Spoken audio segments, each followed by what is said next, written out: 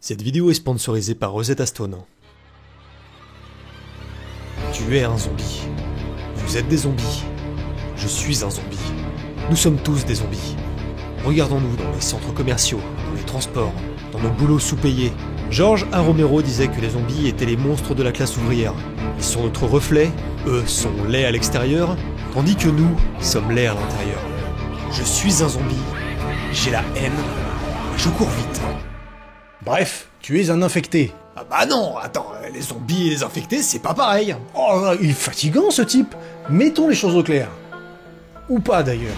Il y a quelques mois, on vous parlait de la mort lente de The Walking Dead, tel le mort-vivant qui l'incarnait, rimait parfaitement avec sa démarche traînante et dépressive. Aujourd'hui, on va prendre le contre-pied de l'horreur rampante en explorant la terreur déferlante de la saga démarrée par 28 jours plus tard. En traversant ce nouveau millénaire, l'infecté, ou le zombilénial, il vient de l'inventer, a évolué comme son époque, en allant plus vite. Un simple détail qui a complètement changé le genre du survival et ouvert la porte à la nouvelle mode des infectés. Pour comprendre ce phénomène, on aura besoin d'analyser certains passages en anglais. Donc j'espère que vous êtes à l'aise avec la langue de Shakespeare. Si c'est pas le cas, j'aimerais vous proposer un plan que j'utilise personnellement pour perfectionner mon anglais. Avec les nombreux films et recherches qu'on fait, on en vient souvent à travailler avec des sources anglophones, voire même faire des interviews en anglais. Du coup, pour avoir un anglais courant, j'utilise Rosetta Stone. Avec seulement 10 minutes par jour sur l'application, j'apprends de nouvelles tournures de phrases et je perfectionne ma prononciation. Alors, je sais pas vous, mais l'école, c'est pas mon truc. Ou du moins, j'ai jamais réussi à apprendre une langue correctement dans le cursus scolaire. ¿Puedes decirme dónde está la biblioteca? Si... Buongiorno. Mais la méthode d'apprentissage de Rosetta Stone est juste ultra intuitive et immersive. Pas besoin de faire du bourrage de crâne, il suffit de prendre quelques minutes en prenant son café le matin ou lorsqu'on a une pause dans la journée. Franchement, plutôt que de consacrer 10 minutes à aller regarder des shorts que vous allez de toute façon oublier, est-ce que vous préfériez pas consacrer ces 10 minutes à apprendre une nouvelle langue? Par exemple, l'espagnol. J'ai littéralement appris la langue de ma femme sur Rosetta Stone. Et j'étais très fier de pouvoir rencontrer sa famille et de comprendre ce qu'ils disent. Mi madre pregunta si puedes recogerla en coche. Si, yo tengo el carro de Bob Esponjas. Bon, j'ai encore un bout de chemin avant de maîtriser parfaitement l'espagnol, mais estoy en entrenamiento. El niño y el hombre beben agua. El niño y el hombre beben agua. Bien sûr, l'application propose 25 langues à apprendre, et je peux vous assurer que c'est moins cher que ces soi-disant profs qui vont aller chercher à vider votre compte CPF. Ce serait fabuleux s'il existait un lien qui donnait directement une réduction de 60% sur l'abonnement à vie. Ah mais c'est con, j'ai fait tomber ce lien dans la description. Vous ne le retrouverez jamais. Si vous voulez contribuer à la survie de cette chaîne et apprendre une nouvelle langue, allez simplement jeter un œil aux formules proposées par Rosetta Stone en passant par notre lien. Croyez-moi, vous en aurez besoin dans la zone de quarantaine. À l'occasion de la sortie de 28 ans plus tard, on va reparler de toute cette saga, parler des fins alternatives, mais également des œuvres qui ont inspiré le tout premier film et par extension cette saga. À travers ces analyses, on va voir pourquoi la peur de l'autre prend souvent la forme d'un zombie, comment ça a évolué à travers le temps, jusqu'à arriver à la véritable fin du monde qui aura lieu dans... Je n'ai pas de montre, mais ça devrait plus trop tarder pour vous maintenant. Donc abandonnez vos femmes et vos enfants et préparez-vous à taper votre meilleur sprint dans les plaines, parce qu'aujourd'hui on va parler de la saga 28 jours plus tard.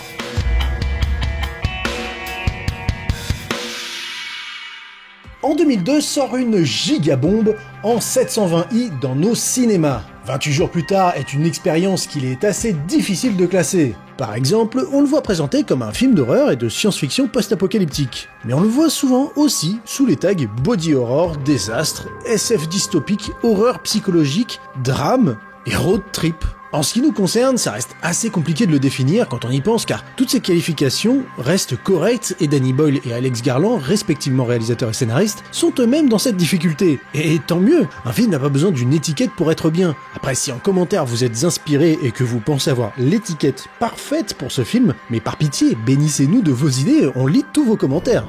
Le film s'ouvre sur des images très réalistes de violence dans le monde. Des émeutes, des guerres civiles, des violences en tout genre. Si au début il était prévu que ces images soient réelles, avec des prises extraites de reportages de la guerre civile en Sierra Leone ou des massacres au Rwanda, Danny Boyle et son équipe ont finalement décidé de ne pas le faire parce qu'ils ne souhaitaient pas montrer de vraies morts. C'est à ce moment-là qu'on découvre que ces images sont visionnées par un singe sur lequel on pratique des expériences scientifiques.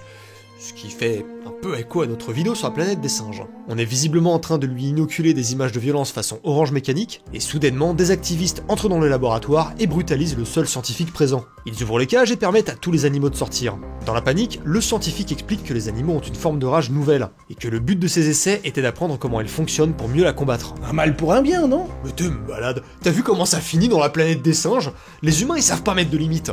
Évidemment, quand t'as des fous furieux qui rentrent là-dedans et qui saccagent tout sans réfléchir. Ah bah la seule réponse appropriée à des fous furieux qui font des expériences sans réfléchir aux conséquences. On voit donc en quelques secondes la vitesse à laquelle l'infection se propage et se manifeste chez les victimes. Quelques secondes. On est bien loin des infections en plusieurs heures ou plusieurs jours. Là, le moindre contact avec une muqueuse, c'est foutu. Les symptômes du virus lui-même sont très inspirés d'Ebola avec les saignements et une transmission par le sang et les contacts avec la muqueuse. Donc les activistes passent d'être humains engagés à être humains enragés. Généralement, le deuxième est plus efficace. Tellement efficace qu'ils ont créé une révolution qui a renversé la société et créé un véritable changement de paradigme. Et finalement, tel un simple sous-titre d'exposition, apparaît sobrement le fameux 28 jours plus tard. Suite à ce carnage, on découvre une des séquences les plus iconiques de l'histoire des films d'infectés. Jim, un jeune coursier, se réveille dans un hôpital après un long coma à la suite d'un accident de vélo, et il n'y a absolument personne pour l'accueillir. Et forcément, après notre vidéo sur The Walking Dead, cette scène, elle vous est familière. Et oui, elle en est inspirée. Mais 28 jours plus tard n'est pas le premier à montrer une telle scène. Il se trouve qu'elle est justement aussi inspirée du Jour des Trifides, un livre de SF sorti en 1951 par John Wyndham. Dans celui-ci, Bill Mason, un biologiste, se réveille dans un hôpital après avoir été temporairement aveuglé par un trifide, une plante carnivore provenant probablement de l'Union soviétique. En se réveillant, il réalise que tous les gens qui ont vu la pluie de météorites qui a eu lieu pendant sa convalescence sont devenus, eux, définitivement aveugles. C'est donc le chaos dans l'hôpital, ils se déplacent dans les rues comme des zombies, lentement, les mains devant eux, et ça pour le coup, Alex Garland explique s'en être vraiment inspiré. En fait, et ça c'est probablement aussi dû à Alex Garland, l'intro ressemble beaucoup à ce qu'on a dans le film Day of the Dead de George Romero. On y retrouve la ville complètement abandonnée, la révélation assez fracassante des zombies, les billets qui traînent dans la rue, et les « hello » à la recherche du moindre survivant.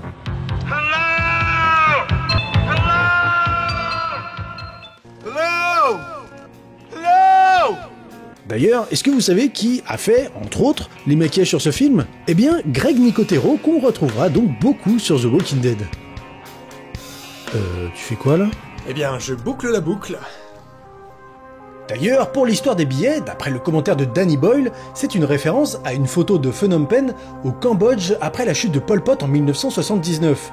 Mais on a eu beaucoup de mal à retrouver la photo en question. Ça peut être celle-ci, mais vraiment pas sûr. Jim est donc dans les rues abandonnées de Londres. Il n'y a pas âme qui vive, ni même de cadavres. Apparemment, il y aurait dû y avoir des cadavres. Boyle raconte que des plans existent avec des morts dans les rues, mais qu'il préférait finalement le côté surréaliste de cette ville complètement vide. Un peu comme on le ressent dans Je suis une légende, on se pose cette question.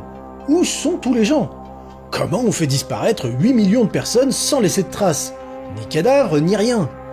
Évidemment, nous on sait qu'on mate un film de zombies, mais si on se met à la place de Jim, l'expérience doit être complètement surréaliste. Comme un rêve ou un mauvais miracle, comme diraient les Haywoods dans Nope. Et ça tombe bien parce que Danny Boyle voulait vraiment de cette séquence qu'elle soit justement surréaliste. Ce sera un aspect du film qui va revenir et qu'on va un peu traiter tout au long de cette chronique. Jim continue de se balader, il récupère l'argent qu'il trouve par terre pour le mettre dans le Patreon d'Exitium, et il déclenche une alarme de voiture. Sauf que non. Il continue d'errer. Maintenant, il suffit de parcourir les commentaires des extraits de cette intro pour voir l'écho que cette séquence a aujourd'hui, 5 ans après le confinement. En fait, pour les Britanniques, ça a été assez fort parce qu'ils ont forcément pu voir les images du film en découvrant les images de Londres lors des événements de 2020. Même si on a vécu quelque chose de similaire, on sent bien que pour eux, découvrir les images d'un film anglais aussi emblématique se réaliser, ça a dû leur faire tout drôle. On a d'abord vu les films de pandémie gagner en popularité, puis évidemment, le sous-genre a suivi. En tout cas, ce sont des angoisses qui sont réapparues après un gros déclin à la fin des années 2010. Jim se retrouve dans un incontournable des films catastrophes, le mur des personnes disparues. On y retrouve des photos, des messages, des avis de recherche en quantité inconsidérable, et ça fait inévitablement écho aux tristes événements de 2001, qui ont pas mal vu apparaître ces murs qui sont entrés dans le langage cinématographique. On les retrouve dans des films, des séries ou des jeux, et ils sont un outil de storytelling efficace. Danny Boyle confirme l'origine des inspirations et explique que sa vision a été fortement impactée par les événements. D'ailleurs, il se trouve que la scène de collation sur le balcon a littéralement été tournée le jour de l'effondrement des tours jumelles, qui donnait une ambiance très étrange dans le tournage. Finalement, et peut-être un peu par hasard, ou pas, Jim se retrouve dans une église. L'éclairage est incroyable malgré la dureté de l'image, et après un plan qui a dû prendre beaucoup de temps pour convaincre les prêtres de cette église, Jim trouve enfin où sont passés les gens, les vivants comme les morts. C'est intéressant qu'en si peu de temps, les gens aient tellement paniqué qu'ils se soient tous retrouvés dans une église. Historiquement, c'est logique, l'église d'un village était souvent le bâtiment le plus solide, et c'est ici que les gens s'y réfugiaient. Mais ici, ce n'est plus le cas. On peut donc supposer qu'ils s'y sont directement agglutinés par pur désespoir, et pour s'en remettre complètement à Dieu.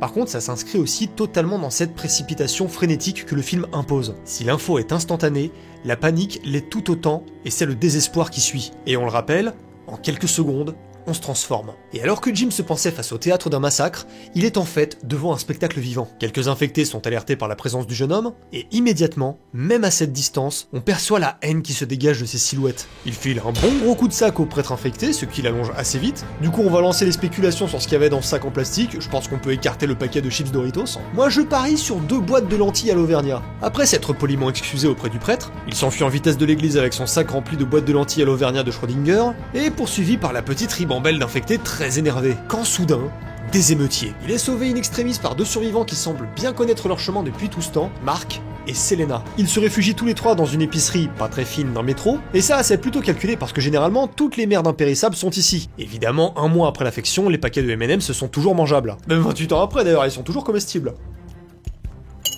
Je suis encore pété une dent. Ils en profitent pour expliquer à Jim ce qui s'est passé pendant les 28 derniers jours et comment tout s'est cassé la gueule. Faut vraiment se mettre à la place de Jim à ce moment-là, tout ce que vous aviez connu était présent encore hier et tout s'est effondré. Tous les gens que vous avez connus sont probablement partis ou morts. Et vous apprenez tout ça de 2 inconnus dans une épicerie en mangeant des Haribo. C'est surréaliste. Danny Boyle tenait à ce récit surréaliste, tout en gardant un cadre très ancré dans le réel. On a cette mise en scène qui oscille entre quelque chose de très réfléchi avec des champs contre champs sur des reflets et des gros plans de profil total, et à côté de ça, on va avoir beaucoup de plans qui vont donner l'impression d'être des caméras de surveillance. Ça fait écho à l'arrivée de ces dernières dans le paysage urbain et du sentiment croissant d'être surveillé, mais jamais vraiment aidé. En fait, le Royaume-Uni est un des pays qui a le plus développé son système de vidéosurveillance à partir des années 60, et ils ont commencé à investir massivement dans le réseau du CCTV dans les années 90-2000. C'était notamment un choix qui était extrêmement critiqué par les Londoniens parce que ça servait plus à mettre des PV de stationnement qu'à arrêter des criminels. Les Anglais sont évidemment très critiques du système de vidéosurveillance, mais je trouve que c'est un style de cadrage qui convient parfaitement au style et à l'atmosphère britannique du film. Et c'est un peu la même chose dans le film, les caméras observent mais il y a probablement plus personne pour regarder. Ce ne sont que des yeux vitreux qui voient mais ne regardent plus. Après s'être mis d'accord avec Mark et Selena, Jim les convainc d'aller chez ses parents morts. Il veut en avoir le cœur net, et pour le coup ils sont plutôt sympas de l'aider à affronter ça. Il trouve la maison, s'y précipite malgré les avertissements, et observe l'absence de vie du lieu qu'il a vu grandir. L'odeur lui dit ce qu'il sait déjà, il les découvre, allongés là, avec une photo dans les mains de Jim petit. Au moins ils ont l'air d'être partis paisiblement, ensemble, et selon leurs propres termes. Jim récupère la photo et découvre une note derrière qui lui était destinée. Avec infiniment d'amour, nous t'avons laissé dormir, maintenant nous dormons avec toi. Ne te réveille pas. Il s'effondre, évidemment un court instant, Mark le fait relativiser parce qu'il a vu sa famille périr dans une foule de gens qui cherchaient à s'enfuir. Pas besoin de flashback pour comprendre l'horreur qu'il a vécue. Selena, elle, est ultra pragmatique et lui dit qu'il devrait s'estimer heureux. Elle coupe court à la conversation car elle explique qu'il va faire nuit et qu'il faut dormir dans la même chambre car c'est plus sûr. En 28 jours, elle est devenue une survivante aguerrie mais également très pessimiste et pragmatique. Vous savez quel âge j'avais pour comprendre qu'il fallait dormir dans la même pièce pour être plus en sécurité, moi? L'âge que j'avais il y a 5 secondes. Et j'ai pas de montre. En pleine nuit, Jim décide de regarder un film de sa chambre avec une bougie. Le problème, c'est que ça attire la caméra d'intro d'Evil Dead qui traverse sa fenêtre et se transforme en infecté plus vénère. Et les survivants font une entrée très distinguée et professionnelle.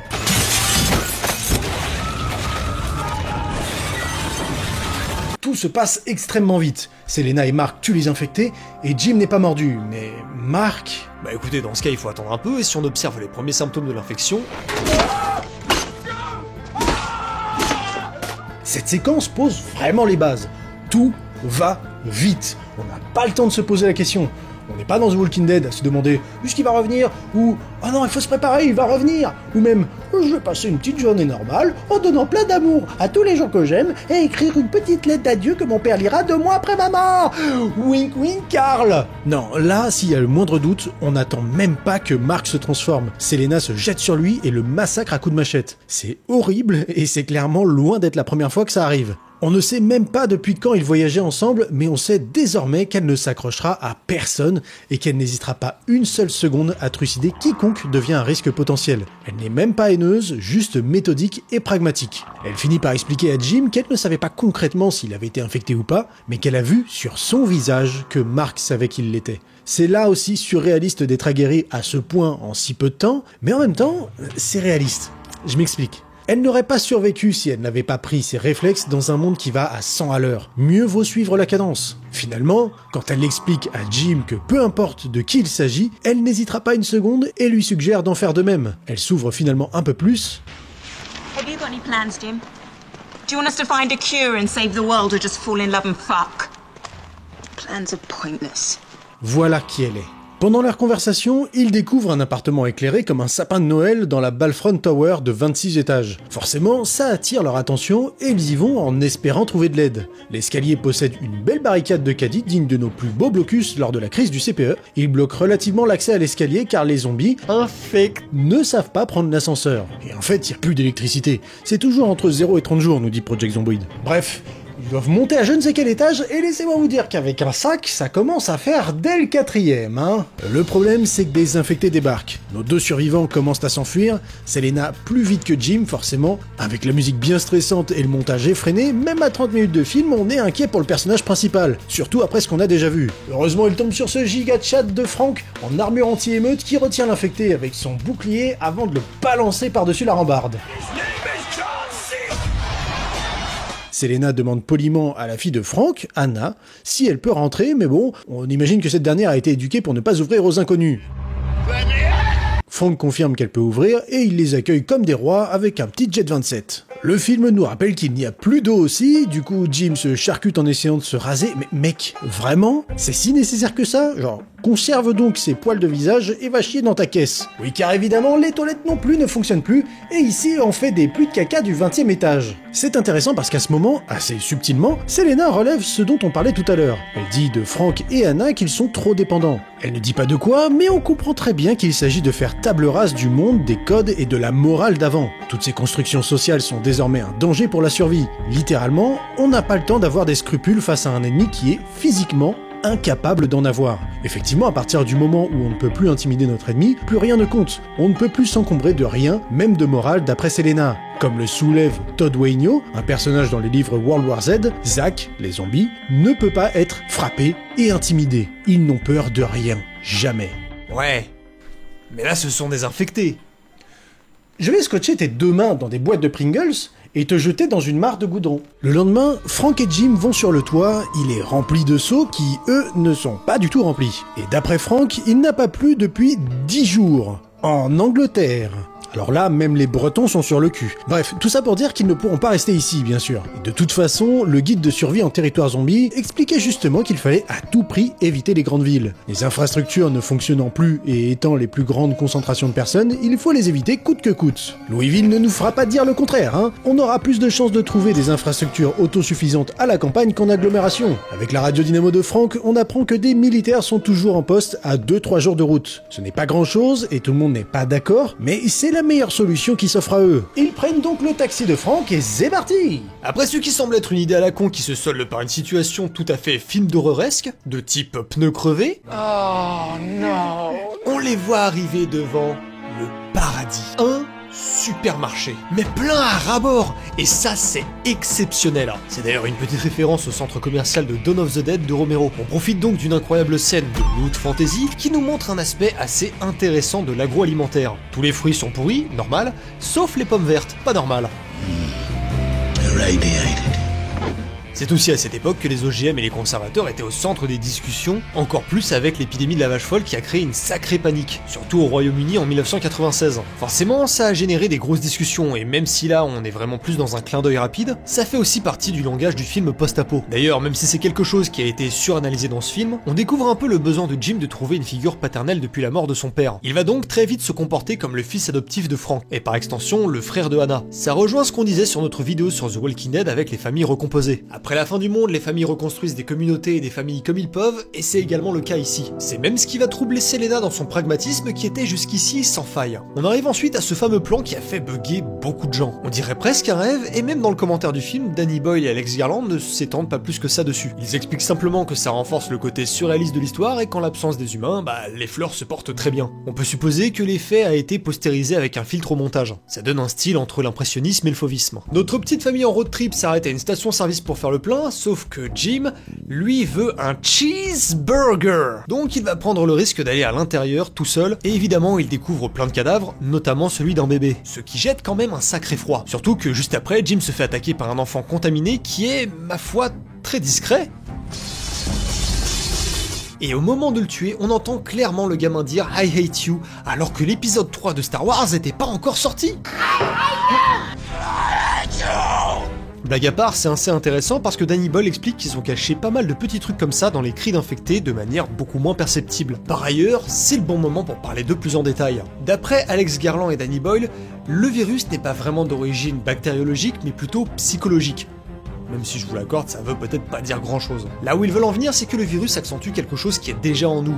La haine. Ce ne sont pas des zombies qui cherchent à tuer pour se nourrir, mais des créatures enragées bel et bien conscientes qui cherchent spécifiquement à tuer. Comme le laisse penser le film, on est plutôt sur une mutation du virus de la rage sous la forme fiévreuse chez les humains. Et là, vous me direz, mais enfin pourquoi ils voulaient soigner la rage chez les humains si elle n'existait pas sous cette forme? Alors le principe, c'est que les scientifiques ne cherchent pas véritablement à soigner le virus de la rage, mais plutôt l'émotion elle-même chez l'être humain. Les scientifiques du début cherchaient donc à soigner l'humanité de sa haine et de sa violence.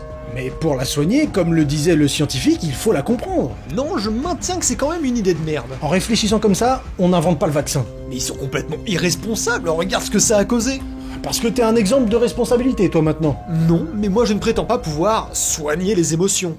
Pour en revenir à cette scène, Danny Boyle et Alex Garland se sont demandé s'ils n'allaient pas trop loin vu que c'était un enfant. Ils sont vite tombés d'accord sur le fait que c'était important de mettre cette scène parce que ça pose une réalité simple. Si Jim ne l'avait pas tué, c'est lui qui serait mort ou infecté et qui aurait ensuite tué Anna ou Selena. Là encore, c'est le pragmatisme de Selena qui l'emporte. En sortant, Jim démontre la formidable capacité des hommes à communiquer. Find anything, Jim. No, just get out of here. Coupable. Avant de reprendre leur chemin sur cette route tout droit sortie des backrooms ou d'un espace liminal chelou. On appelle ça des éoliennes, Einstein. Arrivé dans des ruines très anciennes, le groupe s'arrête pour pique-niquer comme si tout était normal. Comme dans un rêve. C'est d'autant plus fort de faire ça dans des ruines, les personnages se cramponnent au passé, incapables de totalement accepter le monde tel qu'il est maintenant. Cette scène permet aussi de renforcer l'idée de famille recomposée à travers les chevaux sauvages qui forment, d'après Frank, une vraie famille. J'imagine que si les chevaux sont de couleurs différentes, c'est là aussi pour signifier que c'est une famille recomposée. Je ne sais pas où je vais avec cette analogie. C'est à ce moment que Selena partage sa prise de conscience avec Jim. Survivre n'est pas tout ce qui reste. C'est un virage à 180 pour elle, mais en même temps, comment le lui reprocher? Survivre, c'est temporaire, mais ce n'est pas un plan à long terme, même dans ces conditions. L'être humain s'adapte, ou en tout cas, il n'a pas le choix que de s'adapter ou disparaître. Même dans les pires moments, il y a parfois de la joie à trouver. C'est en tout cas ce que je comprends de ce court dialogue entre Selena et Jim. Ils décident finalement de dormir sur place, et qui dit rêve dit aussi cauchemar. Hello! Hello! You're having a bad dream, that's all. Thanks, Dad. Bon voilà, hein. De nouveau en route, notre petite famille arrive doucement à Manchester, qui apparemment brûlait avant mais n'a juste plus eu de pompiers. En arrivant au barrage indiqué à la radio, ils découvrent qu'il n'y a plus personne. Frank s'impatiente et refuse l'idée que le barrage soit abandonné. Il n'y a nulle part où aller. Ce qui est ironique et triste à la fois, c'est que c'est sa colère qui va le trahir, et en cherchant à chasser une corneille qui picore un cadavre, une goutte de sang lui tombe droit dans l'œil. Il comprend tellement vite qu'il s'excuse de s'être énervé et dit à sa fille qu'il l'aime énormément, avant de se transformer. Cette scène est vraiment terrible. Ça arrive pour une raison si idiote, et en même temps, des malheurs qui arrivent pour des raisons idiotes, ça arrive constamment. C'est terrifiant de réalisme et de sincérité. Jim s'apprête donc à le tuer quand des militaires arrivent pour abattre Frank. Un vrai timing à la The Mist, ça. Bravo les gars, on peut toujours compter sur vous, hein.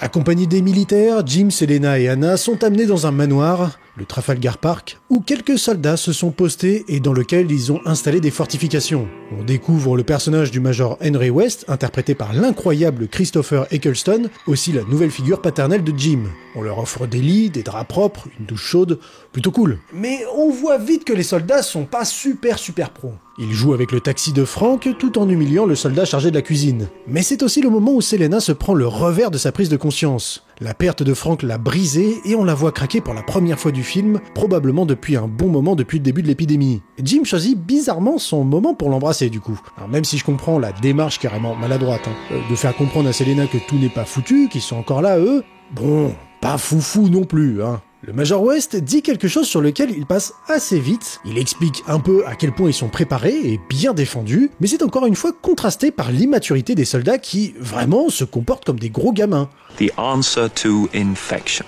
Well, as I said before, it's here. Though it may not be quite what you imagined. Il comprend très vite ce qu'il peut incarner pour Jim et le rassure avec la bonne main de papa qui frotte la tête de son gamin. On retrouve une autre caméra d'intro d'Evil Dead dans la cour, Mailer, un soldat contaminé il y a 2 jours que le Major a décidé d'enchaîner pour l'étudier. Là on se dit que c'est vraiment n'importe quoi, et en même temps, c'est vrai que ce serait pratique de savoir combien de temps ils mettent à mourir de faim. Glauque, mais comme Selena au début fonctionnait, la morale n'a plus cours ici. Mailer est une grosse référence aux zombies infectés de Day of the Dead, encore une autre donc, et ce que j'aime particulièrement avec lui, c'est qu'il est un vrai personnage, il est le seul contaminé sur lequel on peut vraiment mettre un visage et un nom. J'extrapole un peu, mais il me fait également penser au mort-vivant intelligent de Land of the Dead, qui devient un peu la figure de proue des zombies. Il est comme un porte-parole pour tous les infectés, il est leur visage, il est Zach. C'est même assez tentant de le prendre en pitié, ce que fait Jim pendant un court instant, et on y voit presque une ruse. C'est intéressant parce qu'on ne connaît pas vraiment les capacités réelles des infectés, et si elles sont différentes d'un individu à l'autre. Ça renforce la menace, et ça crée une vraie rupture avec les zombies aux capacités un peu plus convenues. En même temps, les morts-vivants de Romero ont déjà plus de 30 ans à ce moment-là, et disons que le monsieur l'a renouvelé en explorant de nouvelles capacités chez les zombies, sauf que c'était passé de mode et il s'est finalement éteint. Comme Mailer en fait.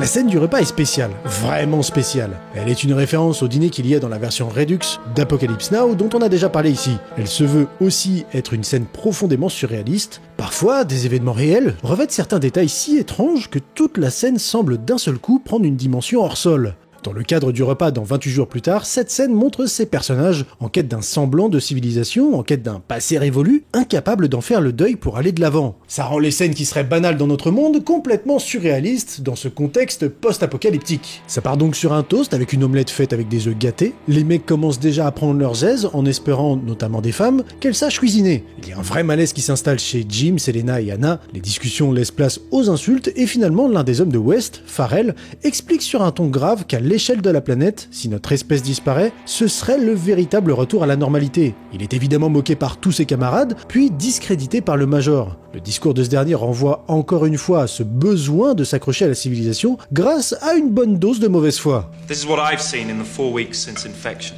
People killing people. D'après lui, c'est ça la normalité. Difficile de savoir s'il y croit vraiment ou s'il cherche simplement à s'en convaincre, mais l'important, c'est que dans sa position de meneur, ça lui permet de justifier à peu près tout et n'importe quoi. Le dîner est interrompu par une attaque d'infectés sur le périmètre. Les soldats sautent de leur chaise pour aller défendre la zone en utilisant un nombre un peu exagéré de munitions et d'explosifs, je trouve. C'est une vraie zone de guerre. Et encore une fois, les soldats brillent par leur professionnalisme. Non. I ain't never seen that in my fucking life. The board clear! Fucking hell. Mais c'est des joueurs d'airsoft en fait. En même temps, je les comprends. Moi aussi, je serais tout excité si j'étais là, pavané avec mon L85 avec l'anti-retour complètement flingué si c'était la première fois que je voyais 2 filles en même temps dans la même OP.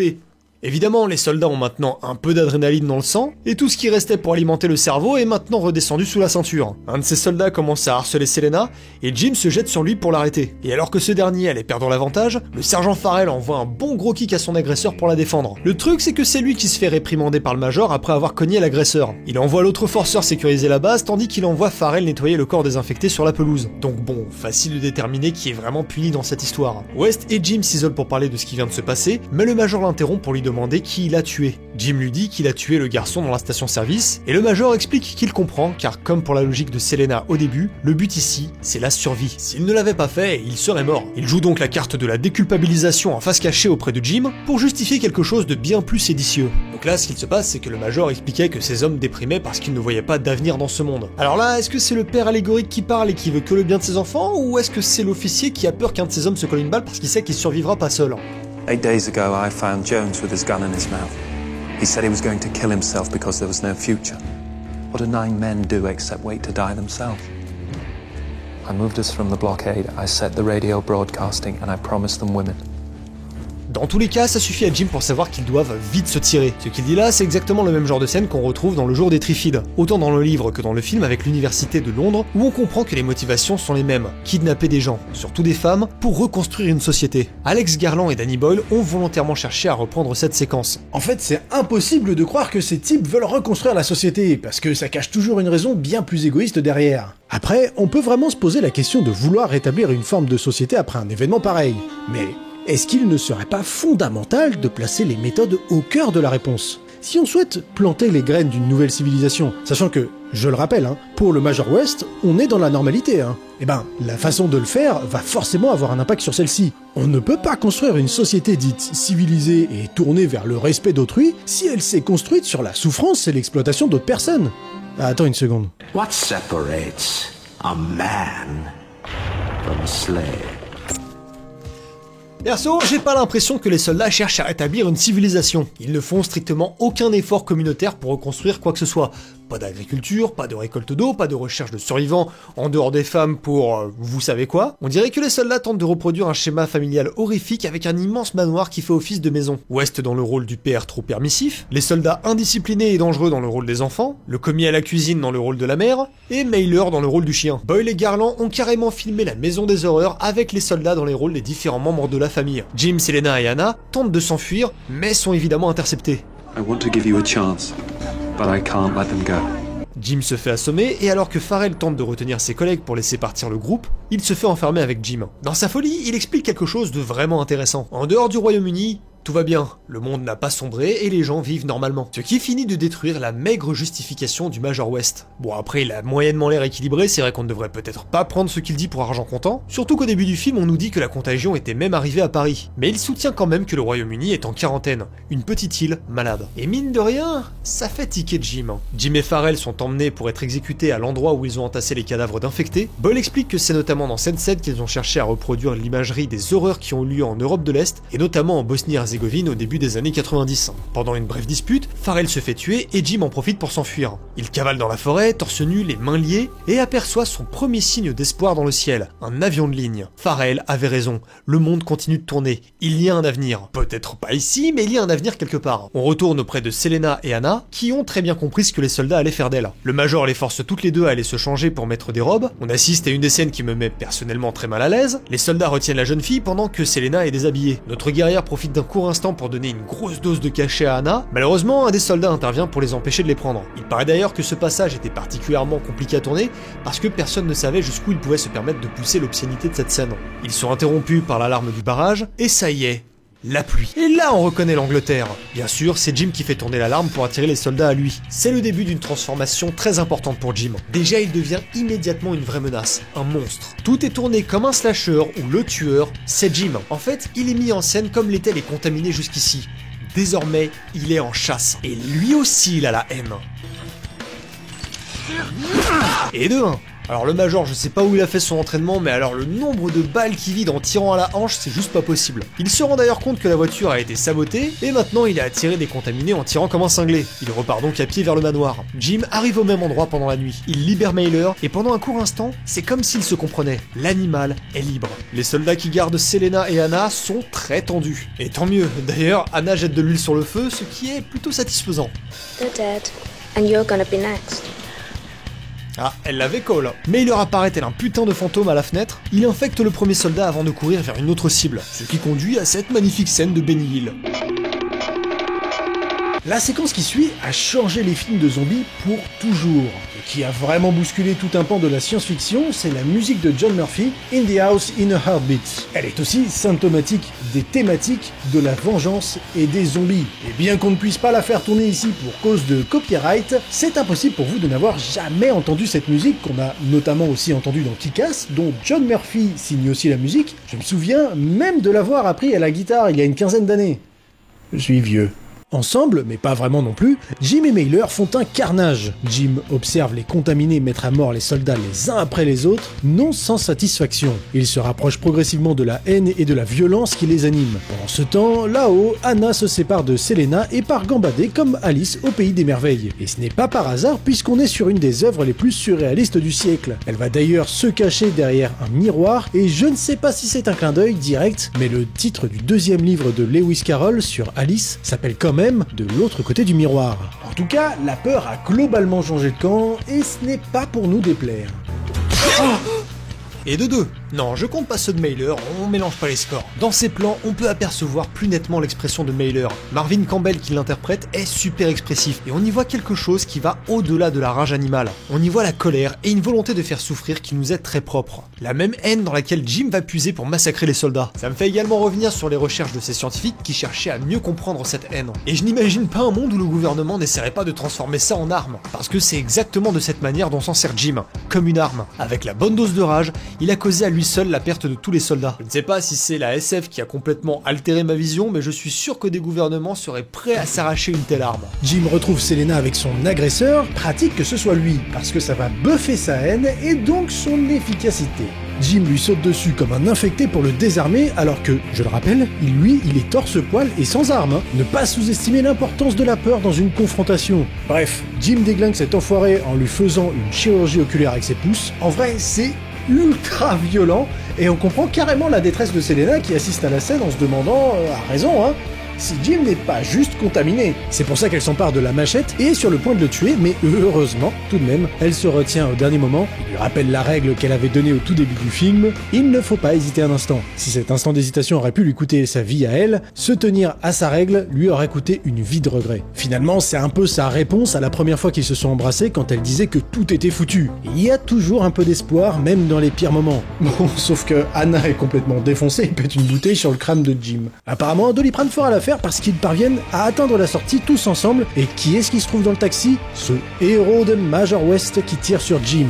Anna réagit très vite et offre le Major à Mailer avec un petit créneau droit dans l'entrée du manoir. Mais ne vous en faites pas, le Major West va se réincarner en Doctor Who. Très bonne série. Ils parviennent presque à s'enfuir quand on se rend compte qu'ils n'ont pas mis leur ceinture. Sauf que 28 jours plus tard, Jim se réveille en HD, le plan est d'ailleurs identique à celui du tout premier réveil de Jim dans l'hôpital 28 jours après le début de l'épidémie. On y devine un avion qui passe au-dessus de la zone dans la campagne britannique, ce qui nous laisse découvrir les contaminés en train de mourir de faim. Selena utilise la robe qu'elle avait été forcée de porter au manoir pour coudre un gigantesque signe pour se faire remarquer par l'avion. Ils se précipitent tous les trois pour sortir la dernière lettre en tissu, et cette fois, l'avion les a vus.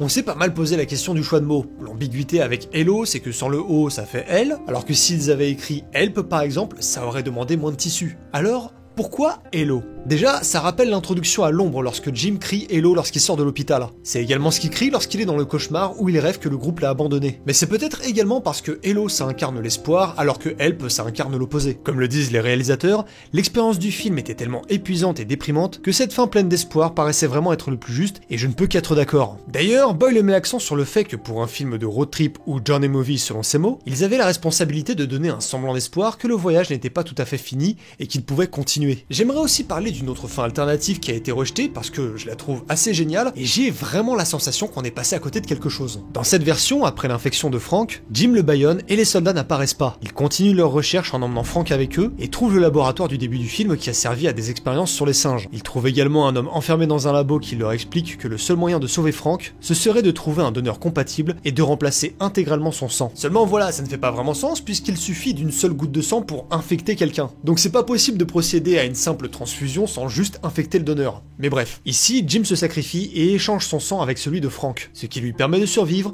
et de repartir avec sa fille, Selena et le docteur. Le dernier plan montrait Jim infecté et allongé sur la table d'opération avec les télévisions où se trouvait le singe au tout début du film. Il y a plusieurs raisons pour lesquelles cette scène ne pouvait pas être conservée. L'incohérence avec la transfusion et le sacrifice inutile de Jim, la fin très dramatique malgré le sauvetage de Frank, mais ce qui me séduit dans cette fin c'est le fait que le traitement implique un sacrifice, et le fait que la scène finale reboucle parfaitement avec le début du film. et vous connaissez mes passions pour les boucles. Ça fait évidemment beaucoup penser à l'histoire de la fin alternative de Je suis une légende, sauf que là ce serait la fin avec un sacrifice inutile qui aurait été écarté. Puis on va pas se mentir, le fait de revenir sur une caméra 35 mm pour le final, ça file une vraie claque. C'est vraiment reposant et ça illustre d'entrée l'accalmie dans laquelle se retrouvent nos 3 survivants. Si cette dernière scène a pu être filmée avec une caméra traditionnelle et de la pellicule, c'est parce qu'elle a été tournée beaucoup plus tard grâce à une rallonge de budget et parce que la fin d'origine n'avait pas beaucoup plu. En effet, dans celle-ci, Jim mourait de ses blessures, c'est d'ailleurs une fin très similaire à celle qu'on avait dans le script d'origine, avant un gros remaniement à l'arrivée de Danny Boyle. En fait, on retrouve quelques plans de cette fin juste avant que Jim se réveille. La Fox a donc donné un peu plus d'argent pour leur permettre de tourner cette scène, ainsi que celle où Anna et Selena se retrouvent seules dans la maison de campagne à la fin. Et on ne peut plus ne pas parler de la caméra utilisée dans tout le film avant de passer en 35 mm. Il s'agit d'une Canon XL1 sortie en 1998. Et ça, c'est pas une caméra pour le cinéma. Déjà, c'est une caméra digitale, pas de pellicule, et même si aujourd'hui c'est plus ou moins la norme, ce n'était pas du tout le cas à l'époque, simplement parce que la qualité est dégueulasse. Mais l'avantage, c'est qu'elle donne ce grain très particulier à l'image. Les premières caméras digitales ont cet aspect très étrange qui est forcément suspendu dans le temps, comme l'étaient les vieilles Super 8 à leur époque. On reconnaît une période au simple aspect de leur image. Entre de bonnes mains, on peut obtenir quelque chose d'incroyable, et c'est évidemment le cas ici. D'ailleurs, quelque chose qui me marque personnellement et qui fait écho à cette étrangeté qu'on évoquait dans notre vidéo sur I Have No Mouth and I Must Scream, c'est le ciel. Il y a un effet de vignette ainsi qu'une colorimétrie très particulière lorsque l'action se déroule à Londres. Parfois, on a ce ciel jaunâtre ou verdâtre, je sais pas. Là, on repart dans le surréaliste et c'est quelque chose qu'on retrouvera à plusieurs reprises dans les séquences qui se passent dans la capitale britannique. Par contre, ce qui est indubitablement un aspect très pratique, c'est que c'est une petite caméra, légère et facile à déplacer. Et ça, c'est très pratique quand on bloque toute la circulation de Londres pendant quelques minutes, le temps de tourner un plan. La technique globale de cadrage est très particulière. Le premier truc qui saute à la gueule lorsqu'on voit le film, c'est pouah, c'est laid. La résolution est volontairement basse, le cadrage est ultra serré, la caméra tremble, certains plans sont cramés, enterrés, flous, débulés, le montage est bourré de cuts inutiles, le son est mal égalisé, on n'entend parfois rien de ce que racontent les gens avant de se faire casser les oreilles. 28 jours plus tard, c'est juste ce à quoi ressemble un film réalisé en pleine apocalypse, avec une caméra accessible par tous et un cadrage qui donne l'impression d'être amateur. Le directeur photo Anthony Dodmantle avait déjà 10 ans d'expérience en cadrage, évidemment qu'il fait exprès de faire un cadrage incliné comme si c'était un étudiant en cinéma qui découvrait l'expressionnisme allemand. Il nous fait lutter pour analyser ce qui se passe dans les scènes et il fait même exprès de cadrer à travers des vitres et des draps pour rendre l'image encore plus illisible. C'est d'ailleurs Mantle qui reviendra dans 28 ans plus tard, armé de 53 récompenses et nominations et 50 ans de carrière pour nous gratifier de ses plans filmé à l'iPhone 15, ce mec est un génie du mal. 28 jours plus tard, c'est un film unique pour plein de raisons, mais à mon sens, sa grande force, c'est que c'est l'exemple parfait du film qui laisse la place à de l'interprétation, qui a beaucoup d'âme, de personnalité et de choses à dire tout en restant accessible et sincère. On voit bien ce que Danny Boyle et Alex Garland veulent raconter, il n'y a pas de regard pompeux sur la société. On reste sur une histoire simple et sur un symbolisme universel. Le film ne nous prend pas pour des idiots et ne cherche pas non plus à flatter l'ego de cinéphiles à la culture aiguisée. C'est un film qui s'adresse à tout le monde et qui explore les angoisses de toute notre culture tout en restant totalement dans l'actualité, 20 ans plus tard. La sortie de 28 jours plus tard marque aussi le retour du genre du zombie qui avait perdu de sa superbe autour des années 2000. Bien sûr, il existait toujours mais sa popularité s'était énormément amoindrie. C'est en grande partie grâce à ce film qu'on a compris qu'il y avait encore des choses à faire avec cette créature. Le film de Danny Boyle a ouvert la porte à de nouvelles façons de mettre en scène des masses d'humains décérébrés avec des infectés rapides. Alors, on peut argumenter que les premiers zombies qui courent étaient déjà dans La Nuit des Morts Vivants de Romero. Mais ce que j'entends par rapide, c'est quand strictement toute la masse d'infectés se déplace à sa vitesse maximale pour rattraper les humains. Elle est là la différence avec les films de Romero. Dans 28 jours plus tard, c'est presque impossible de distancer un infecté juste en courant. Il faut l'affronter ou le distraire. Et ça va être la renaissance du genre à travers des créatures rapides. On peut citer l'Armée des Morts de Snyder, Left 4 Dead ou Zombieland, l'endurance est désormais un élément primordial et tous les survivants ne sont pas égaux face à cette menace. Ce coup de neuf sur les monstres de Romero, ça va également permettre aux zombies plus classiques et plus lents d'exister dans de nouvelles formes de narration, comme la comédie romantique avec Shaun of the Dead ou la célèbre série The Walking Dead qui est encore aujourd'hui le média le plus influent dans le genre du zombie.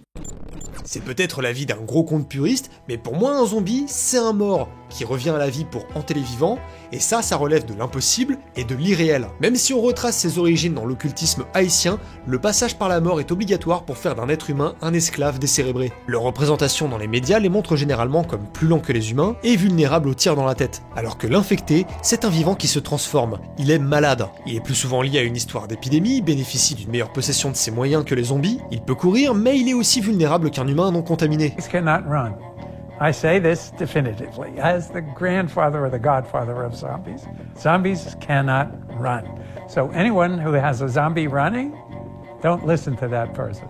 Their ankles would snap. I mean, you know, what did they do? Go and join a spa the moment they rose from the dead? Give me a break. They're dead. Je trouve que cette différence est importante, parce qu'elle montre que l'infecté est lié à une épidémie, et donc une fiction basée sur la science et non sur l'occultisme. Je vois où tu veux en venir, mais je trouve pas que cloisonner les zombies dans le fantastique et les infectés dans la SF, ça soit tout à fait juste. Même s'il y a des différences majeures entre ces deux créatures, chacune peut prendre le trait de l'autre pour servir son récit. Par exemple, les zombies du film World War Z mélangent parfaitement les deux. La source est infectieuse, les contaminés meurent et reviennent à la vie en zombies et ils courent. Nah, ça compte pas, le film c'est une trahison du bouquin. Alors peut-être, mais pour le coup, même dans le livre ça fonctionne comme ça, sauf qu'il marche. Et ça prouve que c'est pas incompatible. Tiens, pour les zombies classiques, ceux de Day of the Dead impliquent également une contamination à grande échelle qui transforme les gens en zombies, et les scientifiques étudient la propagation de la maladie. Donc il n'y a même pas vraiment de frontière entre les deux. Chaque créature peut reprendre des concepts de l'autre, et elles incarnent toutes la même menace. Des masses d'humains altérés et hostiles envers les survivants minoritaires. Pour moi, c'est ça le genre du zombie, et les infectés en font partie. Et entre nous, c'est un faux débat, les étiquettes, c'est juste pour guider les gens qui sont un peu perdus. Mais pour les fans d'horreur, de zombies ou d'infectés comme tu veux, c'est pas important. Ce qui importe, c'est comment ces différents aspects de l'humain transformé viennent servir un récit.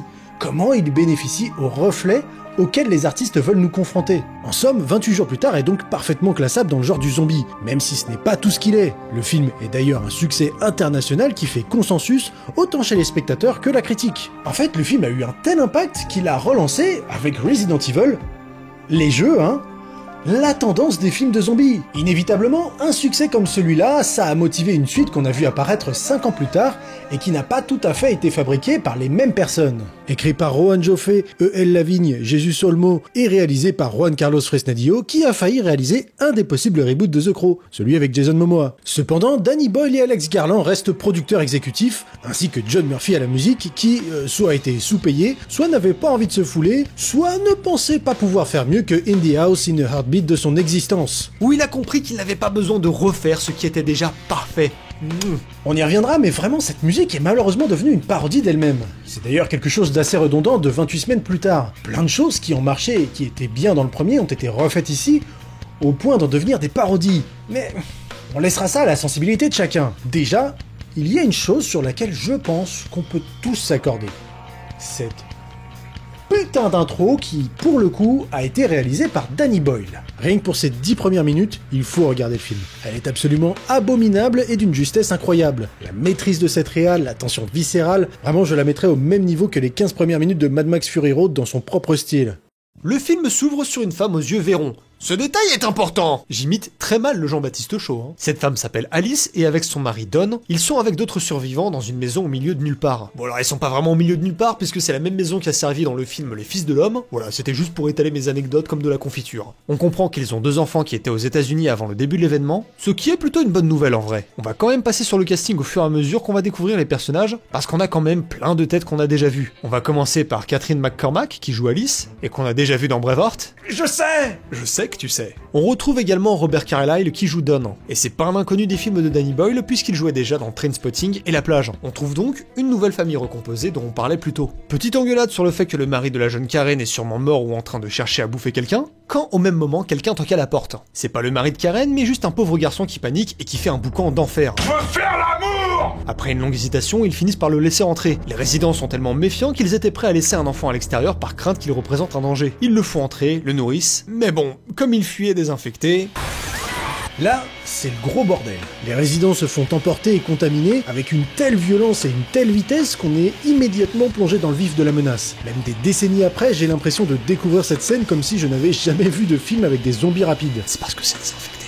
Tout le monde se fait progressivement tuer au point qu'il ne reste plus que Don, Alice et le gamin. Alice ne veut pas abandonner le garçon et, en allant l'aider, un contaminé se place entre eux et Don, qui fait son choix et les abandonne avant de filer par la fenêtre. C'est horrible. Et en même temps, ça paraît affreusement réaliste comme réaction. Son instinct de survie a pris le dessus. C'est moche, mais crédible. On a donc la première apparition de la musique In the House in a Heartbeat. Don pique le sprint de sa vie et est le seul rescapé de ce qui vient de se passer. D'ailleurs, Danny Boyle a engagé d'anciens athlètes pour interpréter les infectés. Mettez-vous un instant à la place de Don et imaginez être poursuivi dans un terrain dégagé par une centaine d'athlètes enragés et inépuisables qui veulent vous tabasser comme si vous aviez pissé dans la Seine pendant les JO. S'ensuit un écran d'exposition et, à mon sens, les problèmes commencent déjà. Ce qui fonctionnait avec le sous-titre d'exposition 28 jours plus tard, c'était sa subtilité. Tout ce que ça induisait et surtout, ça laissait la place à une narration beaucoup plus visuelle, plus ambiguë. Là, vraiment, on en fait des caisses avec plein de plans aériens, essayant maladroitement de nous faire digérer les tonnes de textes d'exposition, nous expliquant, étape par étape, ce qui s'est passé entre l'intro et le reste du film. Au secours, quoi. Alors oui, c'est cool ces plans aériens qui montrent Londres véritablement vidé de ses habitants, là il y a beaucoup plus de moyens pour le faire. Mais on est typiquement dans la forme avant le fond, et vous verrez, ça va beaucoup revenir, c'est pour ça qu'on parlait d'autoparodie. On découvre ainsi le très sympathique Jeremy Renner, que je pense vous connaissez tous, ainsi que Harold Perrineau que j'aime beaucoup dans Matrix. Ils interprètent, comme vous le voyez, des militaires. Oh bah je suis sûr qu'ils vont totalement redorer le blason ces gaillards, non? N'est-ce pas? Nord-est de l'hôpital, 20e étage, 3e fenêtre à droite. Le gros qui se branle dans les chiottes. Ah, branlotin? Encore? Je l'ai vu hier. Il est où, le maniaque du poireau? Ah, c'est ton mec? Bon, faut croire que c'est une déformation professionnelle. Je suis quasiment sûr que ces mecs étaient dans mon équipe au Airsoft. On enchaîne les nouveaux persos avec l'officier médical Scarlett interprété par Rose Byrne, que vous avez sûrement reconnu dans Inside Use, X-Men ou encore Star Wars épisode 2, mais c'est aussi le moment où on découvre les véritables protagonistes du film, les enfants de Don, même si j'aurais préféré que ce soit les Airsofters. Donc Tammy et Andy, qui a les yeux verrons, vous vous souvenez, Alice, la mère qui a aussi les yeux verrons. C'est héréditaire, vous comprenez? Bon sang que c'est habile. Donc vous avez compris, les yeux verrons c'est très important parce que c'est ultra rare. C'est rare, alors arrêtez de le faire sur tous vos persos de RPG. Pardon, j'arrête, je suis sûr que le film va arrêter d'insister avec ça. Vert et brun, une pigmentation assez particulière. On découvre des charniers créés et allumés par des soldats de l'OTAN et à la découverte de la Safe Zone. On connaît les Safe Zones, hein, on a vu ce que ça donnait dans Prototype 2. La guide touristique explique qu'il y a tout à dispo, même un pub. Je suis alcoolique. On peut tout de même noter un bel effort pour reproduire le style de Boyle dans le montage et les caméras portées. Personnellement, je trouve qu'on ressent un peu trop les influences hollywoodiennes avec l'arrivée des soldats américains, et la production américaine, avec la Fox Atomique. On ne peut même pas vraiment mettre ça sur le dos du parti pris créatif, puisque les scénaristes et réalisateurs sont espagnols. Moi je pense que c'est la Fox qui a mis ses gros doigts pleins d'huile dans le pudding. Vous comprenez l'allégorie? Ceci est une métaphore subtile. Mais comme le film avait très bien marché aux USA, ils se sont dit qu'ils avaient une audience là-bas. Sauf que le premier film avait très bien marché alors qu'il était ostensiblement britannique. Donc je comprends moyennement le besoin d'américaniser cette licence. On continue de manger de l'exposition à l'américaine qui nous explique que le virus n'est pas aérien, et que le dernier contaminé est mort il y a 6 mois. Tout va bien. D'ailleurs on apprend aussi que le virus ne se transmet pas entre les espèces. Ce qui n'est pas tout à fait vrai, puisque comme on l'a vu dans le premier film, la maladie s'est transmise avec des singes enragés. C'est Danny Boyle qui rectifiera le tir en expliquant que seuls les singes peuvent transmettre la maladie aux humains. On découvre par la même occasion un nouveau major joué cette fois par Idris Elba. J'espère que celui-là n'est pas fou. Hein?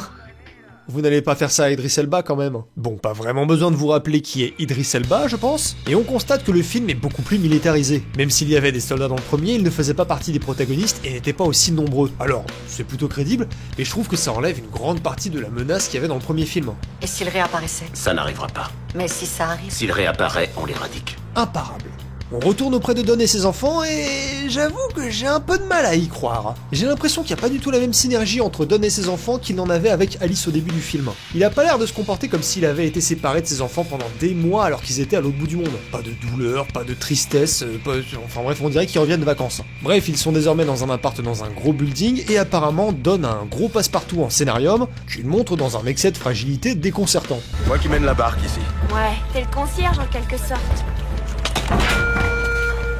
Non, je mène la barque. C'est ça, montre à tes enfants qui est le boss, avec ton badge là. Bah vas-y, jette-toi plus fort contre la vitre. Cependant, à la demande des enfants, ils décident de leur raconter comment leur mère est morte. Et là, on se mange des jumpscares avec les flashbacks alors qu'on était là et qu'on a vu la scène. Très symptomatique du cinéma d'horreur des années 2000, dont Danny Boyle avait pourtant réussi à se détacher. Je les ai vus mordre, Alice. J'ai rien pu faire. Don, c'est pas vrai ça, tu les as pas vus la mordre. En plus on se garde bien de dire qu'on l'a abandonné. Perso, de tous les flashs, par contre, je trouve que celui sur Alice est flippant de fou et qu'il fonctionne vachement bien. Son aura est vraiment intéressante et j'aurais franchement aimé que ce soit quelque chose qui reste jusqu'au bout du film. Bref, on retrouve notre gentleman... T'avais jamais vu devenir si blanc, remets-toi. Qui ne sont pas du tout des gros lourdingues doublés de voyeurs. Et apparemment au Royaume-Uni, les rideaux ça n'existe pas, ou alors ils sont impossibles à bouger, je sais pas. Bah attendez, vous avez des fenêtres vous? Après un petit cauchemar, les enfants se mettent d'accord sur le fait de faire exactement la seule chose qu'on leur demandait de pas faire. Des gosses quoi. Ils arrivent donc à s'enfuir beaucoup trop facilement, genre, c'est vraiment abusé qu'ils les laissent faire aussi facilement. Le problème avec le pitch du film, c'est qu'il pose sur une décision débile des enfants qui les rend détestables, dès le début. Et c'est assez difficile de développer de l'empathie pour eux quand ils prennent des décisions par pure inconsidération du danger. À côté de ça, ça nous montre que le dispositif de l'armée est tellement faillible que je comprends pas comment ils ont réussi à tenir les infectés loin de la ville aussi longtemps. Surtout quand on voit l'absence de la réactivité de Doyle et de la réponse qu'il reçoit quand il donne l'alerte. Ils vont où ces deux-là? Parlez, j'ai deux lièvres qui se carapacent par la porte nord. Des chiens errants? Non, des petits lapins. Mais tire, bordel! Fais ton taf! C'est ton seul boulot! Con de campeur! Ils ont quand même le temps de se barrer, d'aller fouiller un appart, de retrouver les clés d'un scooter complètement random, de le démarrer et quitter l'île sans problème. Ils arrivent dans leur ancienne maison et découvrent une personne aux yeux verrons, parce que c'est extrêmement rare. Oui bon, ils ont retrouvé leur mère qui est bien vivante et qui s'est fait un bon régime protéiné à base d'asticots. Elle semble infectée et en même temps elle a un peu conscience de ce qui se passe. Même si elle est un peu suspecte, les soldats décident enfin de faire leur taf et interviennent de manière étrangement raisonnable. Ils comprennent que Alice est immunisée et la ramènent pour la laver. Perso, c'était pareil pour moi la dernière fois. Tu t'es lavé? What the fuck, c'était quand? Bah dans la mer luminescente, tu te souviens? Ah, je comprends mieux. Alice est donc emmenée à Scarlett, l'officier médical, pour comprendre comment elle peut ne pas être infectée malgré la morsure. On comprend qu'elle s'est échappée vivante de la maison malgré la morsure, et Don explique qu'il a menti à ses mômes avec l'assurance d'un Jawad. Tu l'avais vu mourir, tu l'as dit? Non, ma chérie, j'ai jamais dit ça. Je l'ai vu mordre Alice. C'est du pipeau. Et maintenant, comme on sait que Don possède un giga passe-partout en scénarium, il peut aller voir sa femme, qui est infectée et donc la personne la plus dangereuse du site, qui n'est absolument pas surveillée. Il n'y a absolument aucun garde qui surveille sa femme, mais au moins Don a la décence de s'excuser auprès de sa femme, et pour le coup, il est honnête. En tout cas, je peux croire qu'il avait peur et que c'est pour ça qu'il est parti. Et franchement, Alice est vachement conciliante en lui disant qu'elle l'aime toujours. Pendant ce temps, le major américain explique que Alice représente un risque et qu'il faut la tuer. Alors qu'elle peut permettre la création d'un remède. C'est pour ça que Scarlett s'y oppose. En même temps, s'il faisait un vrai effort sur la sécurité, il n'y aurait pas besoin d'en arriver là, hein. Et oui, parce que là c'est trop tard, Don l'a embrassé avec un baiser dégueulasse. C'est un peu bizarre parce qu'Alice met grave longtemps à comprendre ce qui se passe. Elle est genre éteinte comme Mailer, bon, alors là faut la mettre dans du riz, hein. Le truc c'est que maintenant Don est infecté, puis quand il est bien entamé, là elle panique. Un peu tard. Donc là elle est coincée sur le lit et il lui fait le coup de la chirurgie laser sans laser. Mais qu'est-ce que c'est que ça? C'est le traumatisme des pouces-pouces de Spy Kids qui nous revient dans la gueule ou quoi? Avant de s'enfuir pépère sans croiser qui que ce soit dans les couloirs capable de l'arrêter. Cette séquence me pose un véritable problème. Déjà, je comprends pas pourquoi un contaminé tuerait sa victime comme ça de façon aussi méditée. On a toujours vu les infectés s'en prendre à leur victime à coups de poing et de morsure. Bon, admettons, tout ça est peut-être aussi très symbolique parce que finalement, les yeux de Alice représentent la fenêtre vers... Arrête! Bon, ok. L'autre truc que ça soulève, c'est que finalement c'est un film qui a beaucoup de mal à trouver son identité, tout en tombant dans les tropes du cinéma d'horreur de son époque, ce qui le fait très mal vieillir. Il a du mal à exister sans son prédécesseur, et on discerne mal ce qui le différencie hors de ces clichés plutôt embarrassants. On le voit tenter de reproduire des choses assez mythiques de 28 jours plus tard, comme les pouces dans les yeux, mais sans justification, là on a juste l'impression que c'est juste un Manchester Jutsu, et que tous les Anglais font ça plutôt que d'étrangler leurs victimes. Mais aussi les plans iconiques d'une Londres vidée de ses habitants. Le truc c'est que ces plans-là, ils sont faits avec le double du budget, et ça se voit. Ils ont pas du tout la même humilité que le premier film. Et après, c'est une bonne chose qu'ils aient eu du budget pour faire un film correctement. Seulement, j'aurais préféré qu'ils utilisent ces sous autrement que pour essayer d'atteindre des qualités esthétiques hollywoodiennes. Ici, on pousse les potards en montrant le Tower Bridge ou le Big Ben à l'abandon dans des plans aériens, mais ils ne provoquent pas le même impact, ils n'ont pas la même portée narrative et n'offrent pas la même immersion. Je crois que j'ai juste un problème avec les hélicoptères. Donc là, Don s'enfuit et infecte plein de monde au passage. D'ailleurs, les gens qui l'infectent ne se relèvent même pas, j'ai pas compris. Juste il les tue. Ça permet en tout cas au Major de lancer le fameux code rouge, qui ressemble plus au code crise d'épilepsie qu'autre chose. Par contre, le militaire qui sort et qui voit pas l'infecté arriver dans un couloir de 20 mètres en ligne droite, je sais pas. Heureusement, Scarlett vient sauver les gamins, ensemble ils essayent de sortir, sauf que l'armée confine tout le monde et ils sont vite séparés. Gros mouvement de foule, et pour une raison qu'on n'explique pas, ils foutent des grosses lights bien rouges qui foutent bien la pression pour gérer une foule en panique. Allez savoir. Vraiment, les procédures de l'armée, c'est pas possible quoi. On vous enferme pour votre propre protection. JPP, on est où là? Les mecs ont eu 7 mois pour prévoir des protocoles pour éviter la panique et ils te claquent des trucs comme ça. Surtout si c'est juste pour qu'un putain d'infecté ouvre de l'autre côté, je te jure. En plus, ils foutent tout le monde dans le noir avant de leur foutre l'éclairage de Space Mountain. Comment tu veux les prendre au sérieux ces clowns? Secteur 4, visez uniquement les contaminés. J'ai reçu une visée que les contaminés. Mais attends une seconde. Quoi? C'est le son des M16 de Left 4 Dead. J'ai pas les mots, mec. Après, on va pas être de mauvaise foi, parce que le reste de la séquence est vraiment ouf. Quand tous les humains sont en train d'être évacués, on sait qu'il y a des infectés qui courent parmi eux, et les soldats tentent de ne tirer que sur les contaminés. Mais c'est juste impossible. La foule est en panique, et il est tellement compliqué de les différencier qu'ils commencent à se répandre et à attaquer les soldats. Même en tant que spectateur, on comprend que c'est impossible et qu'ils vont devoir tirer sur tout le monde. Et là, c'est une véritable boucherie. C'est glaçant et très bien mis en scène. Juste... dommage d'encore une fois foutre In the House in a Heartbeat. Ça fait déjà 2 fois quoi. Vraiment c'est relou parce que ça me sort de la scène tellement ça devient une parodie. En plus, elle est pas du tout aussi bien timée que pour la séquence de 28 jours plus tard sur lequel le montage était calé à la perfection. Cette séquence me froisse. Voilà. À partir de là, on comprend que le but, ça va être de sortir les gamins en vie de la zone. Surtout Andy, puisqu'il a les yeux verrons et comme c'est héréditaire, il a sûrement aussi hérité de l'immunité de sa mère. Ou alors... tous les gens aux yeux dépareillés sont immunisés, comme si la perte de David Bowie n'était pas assez déprimante comme ça. Scarlett nous rappelle les enjeux et que les soldats sont tout autant une menace que les contaminés, si ce n'est plus. Mais au moins, ils sont rejoints par Doyle qui va les aider parce qu'il a légèrement déserté. Je peux le comprendre.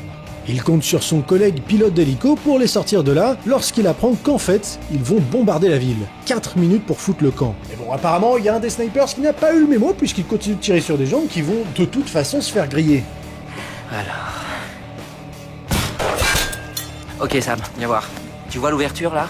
Je voudrais que tu fonces aussi vite que tu peux et en zigzag, comme ça, d'accord? D'accord. 4 secondes plus tôt, le mec te dégomme un miroir de 5 cm depuis le toit d'un building à au moins 200 mètres. Mais ouais, ok. Ils arrivent quand même à se débarrasser du tireur et à s'enfuir, mais c'est évidemment pas le cas de tout le monde. C'est même plutôt le cas de personne en fait, quasiment. Sauf Dom, le contaminé, qui sait mieux se cacher que tout le monde apparemment. Et alors là, t'as le bombardement en napalm, où tous les gens du QG font genre qu'ils sont tristes, alors que bon, hein, au moins dans Spec Ops, nous on savait pas qu'on tirait sur des civils. On sait que vous attendiez juste une bonne occasion pour ressortir le napalm.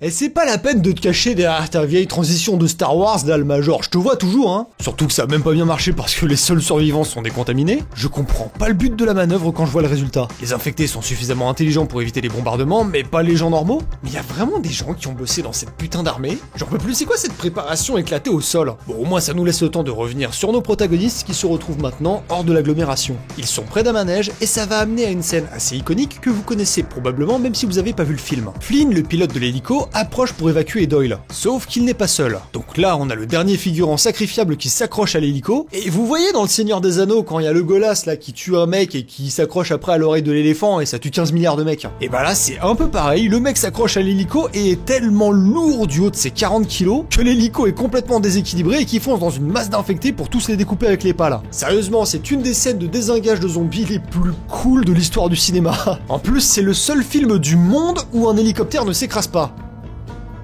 Pas tout de suite. Mais cette scène montre là encore que les gens ne prennent pas de décisions compréhensibles. Attention, je dis pas que tous les gens doivent absolument prendre des décisions rationnelles, je suis le mal placé pour dire ça, hein.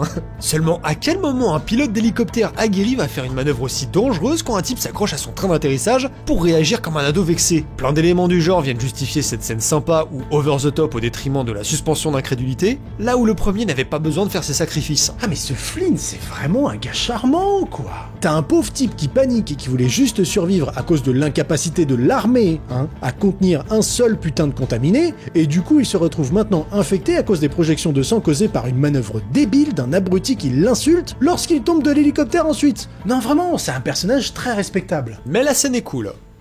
Mais la scène est cool, oui. Maintenant, ils doivent revenir dans la ville pour aller au stade afin de se faire récupérer par Good Guy Flynn. Mais après le napalm, c'est le gaz, sachant qu'ils sont poursuivis par des contaminés. Heureusement, ils se réfugient dans une voiture et... Alors, je sais pas vous, hein, mais si ça avait été ma Clio 2, ils seraient tous morts. C'est pas si hermétique que ça, une vieille bagnole, si? Après, j'avoue, ils font pas confiance à la voiture et ils se cachent le visage avec du tissu, ça reste crédible. Malheureusement, elle ne démarre pas et il y a la Bad Company qui s'avance avec les lance-flammes. Quelqu'un va devoir sortir pour pousser la bagnole. Doyle se sacrifie, littéralement. Ou alors, peut-être qu'il cherchait juste à se buffer. J'avoue que la première fois que j'ai vu le film, j'ai vraiment pris une claque, je m'attendais pas du tout à ce qu'il meure, et ça m'a touché. C'est super violent et irrévérencieux. C'est peut-être le seul personnage qui va vers une mort certaine pour protéger les enfants, et j'avoue que sa mort fait mal. Nos 3 survivants arrivent tout de même à s'enfuir dans la voiture, sans se faire dézinguer par un putain d'hélicoptère de combat Apache. N'empêche que Scarlett arrive à aller vachement loin avec sa bagnole dans le métro.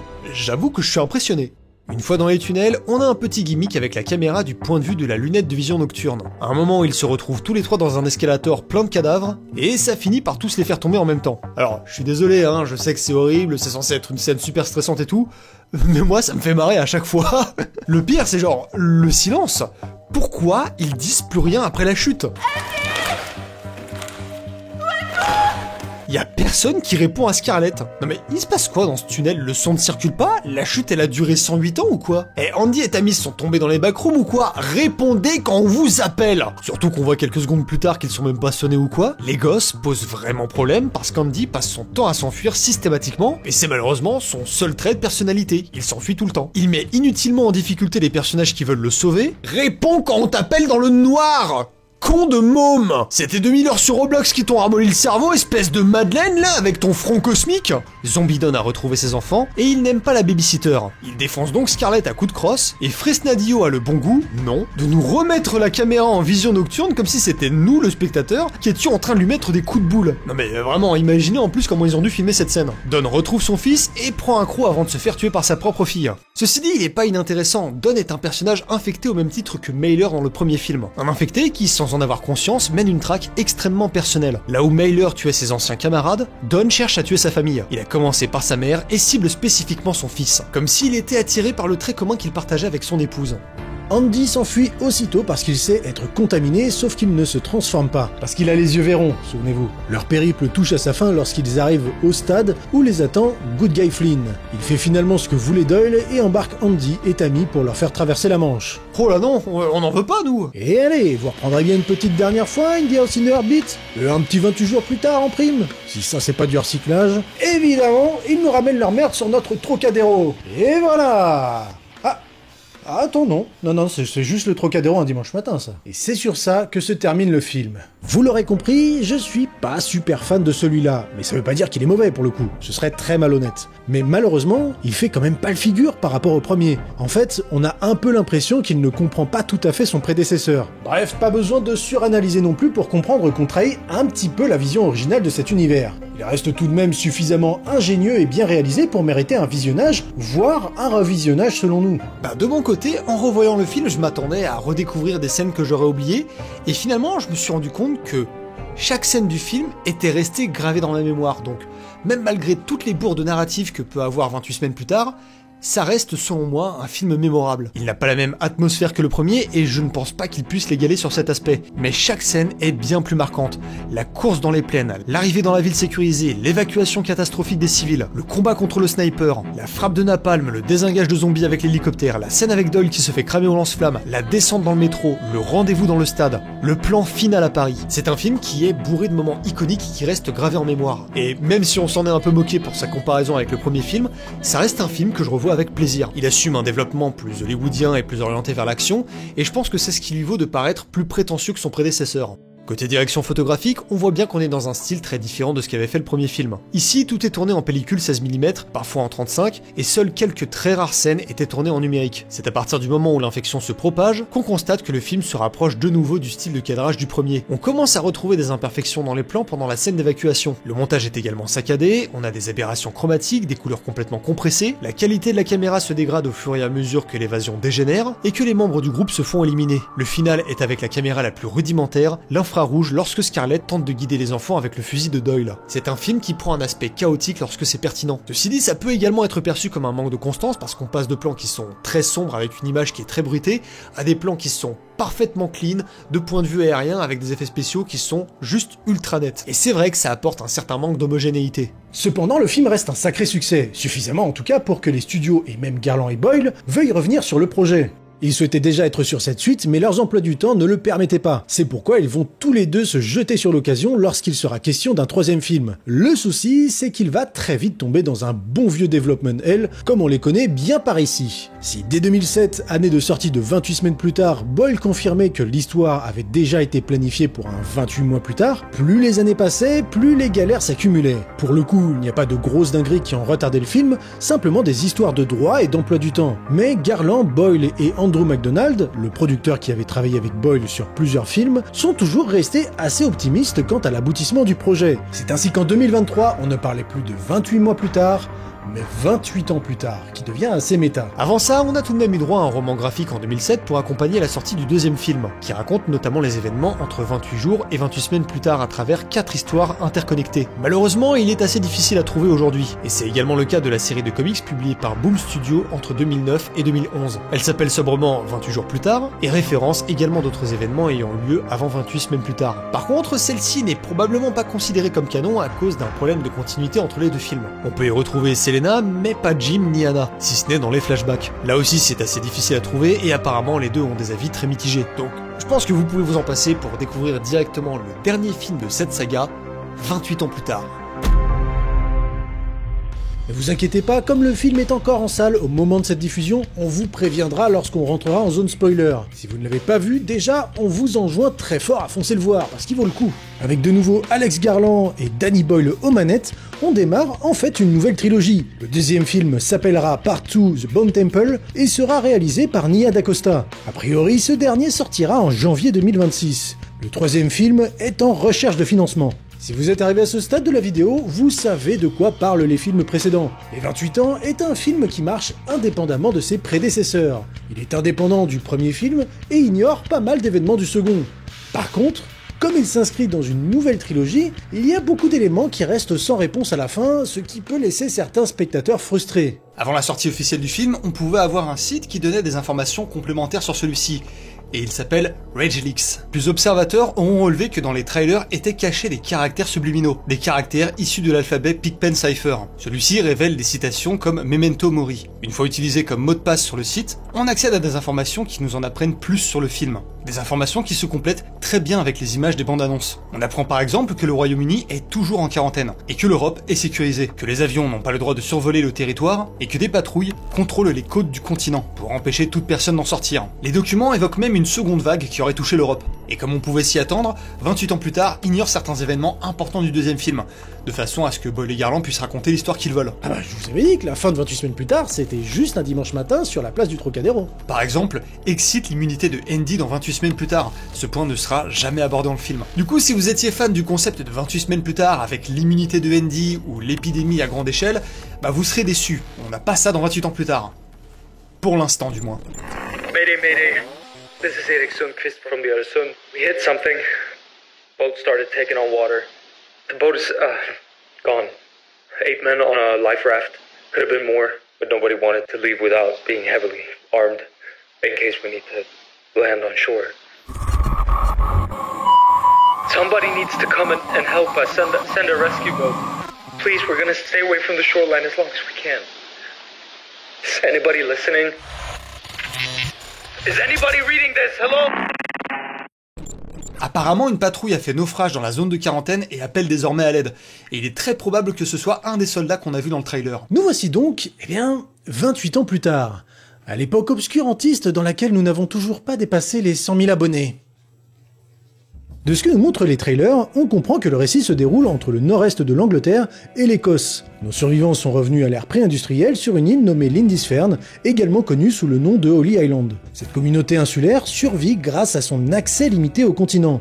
L'île n'est reliée que par un isthme submersible, comme notre bon vieux Mont Saint-Michel. Celui des Bretons, tu veux dire ?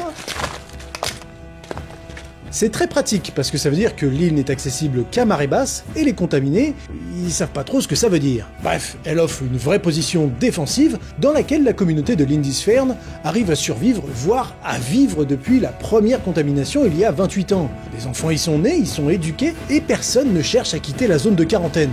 Contrairement à ce qu'on pourrait croire, le personnage principal n'est pas Jamie, incarné par Aaron Taylor Johnson, mais son fils Spike, interprété par Alfie Williams. C'est donc à travers le jeune garçon qu'on va explorer ce monde qui a complètement évolué, à commencer par les contaminés. On remarque qu'il existe désormais certains infectés qui sont plus grands, plus forts, plus menaçants, et qui dirigent leurs congénères rapides. On peut voir à travers les images en infrarouge qu'ils ont un comportement plus proche des animaux sauvages. Les documents de RegLeaks confirment que le virus a muté et qu'il y a bien une nouvelle menace. Du coup, pourquoi est-ce qu'il y a encore des infectés en vie si les deux premiers films avaient bien appuyé sur le fait que cela était mort de famine? La réponse est simple pour Alex Garland et Danny Boyle, la nature trouve toujours un chemin. Les contaminés ne sont pas des créatures fantastiques, ce sont des gens malades qui vont s'adapter ou mourir, ce qui a donné lieu à divers types de contaminés. Les tout maigres qui mangent ce qu'ils peuvent mais qui sont clairement pas les menaces qu'ils étaient avant, les rampants qui conservent leur énergie en rampant et en mangeant tout ce qu'ils trouvent, et les rapides qui sont des versions des contaminés plus forts, plus rapides et plus méthodiques. Ces derniers fonctionnent en meute et comme toutes les meutes, ils suivent un alpha qui fait plus de 2 mètres et qui fait très peur. What's he doing?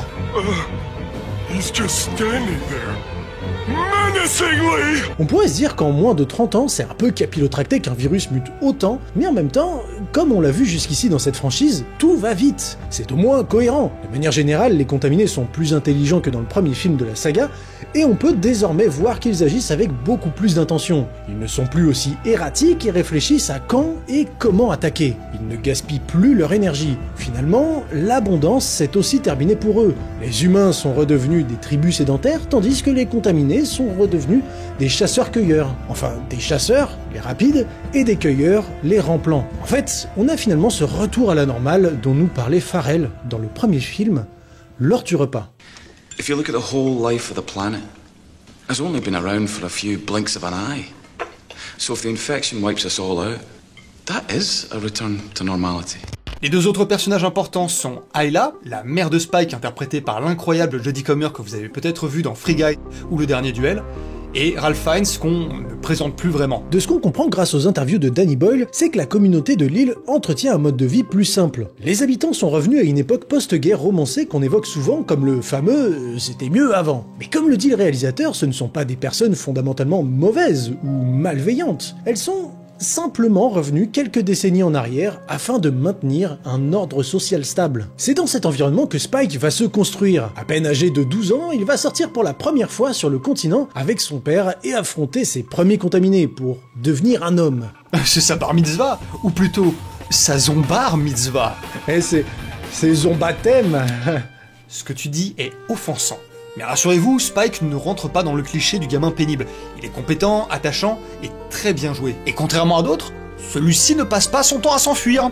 N'est-ce pas, Andy? Globalement, les personnages sont traités avec beaucoup plus de nuances et de profondeur que dans 28 semaines plus tard. Le précédent film avait un peu trop de personnages sur lesquels on ne prenait pas le temps de donner du relief, mais c'est pas du tout le cas ici. Tous jouent un rôle dans le parcours initiatique du jeune garçon. Moving up and down the game. There's no discharge in the war.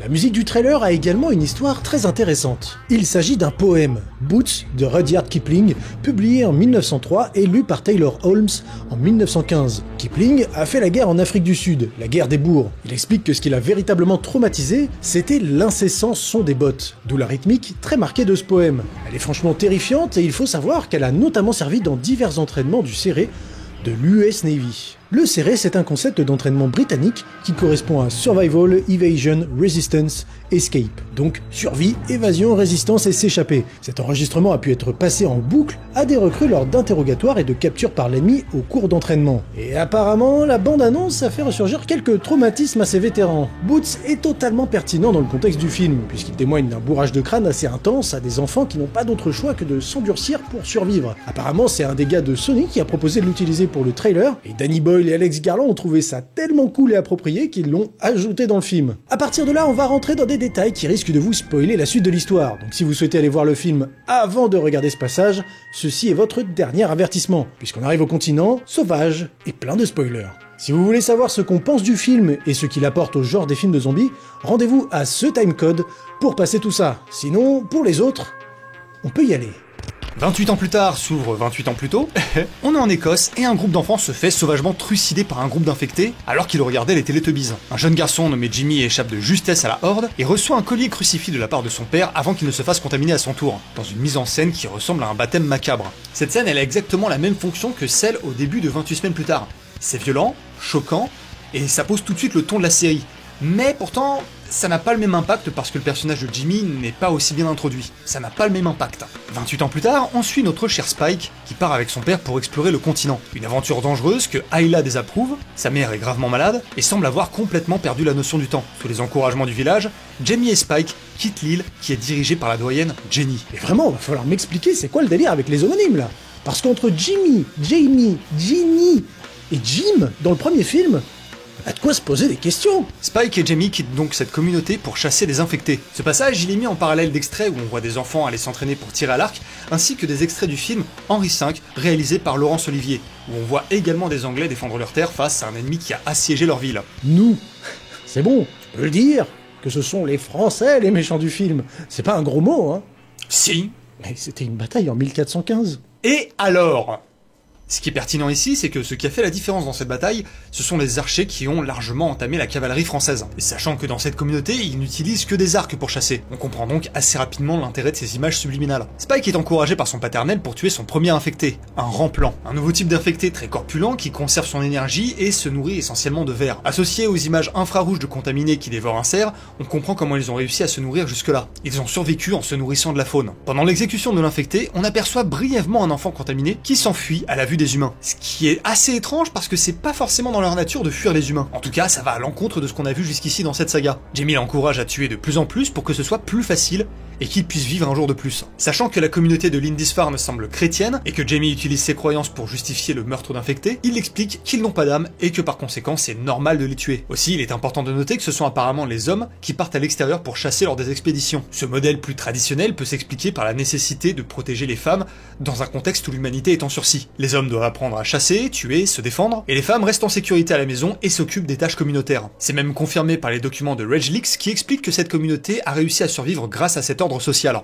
L'expédition prend une tournure assez chaotique, Spike hésite trop longtemps à tuer un pendu contaminé, il manque de mourir dans l'effondrement d'une maison où ils dorment, ils se font chasser par un alpha jusqu'aux portes de Lindisfarne, et à son retour en ville, Jamie raconte à tout le village une version héroïque et erronée de leur expédition.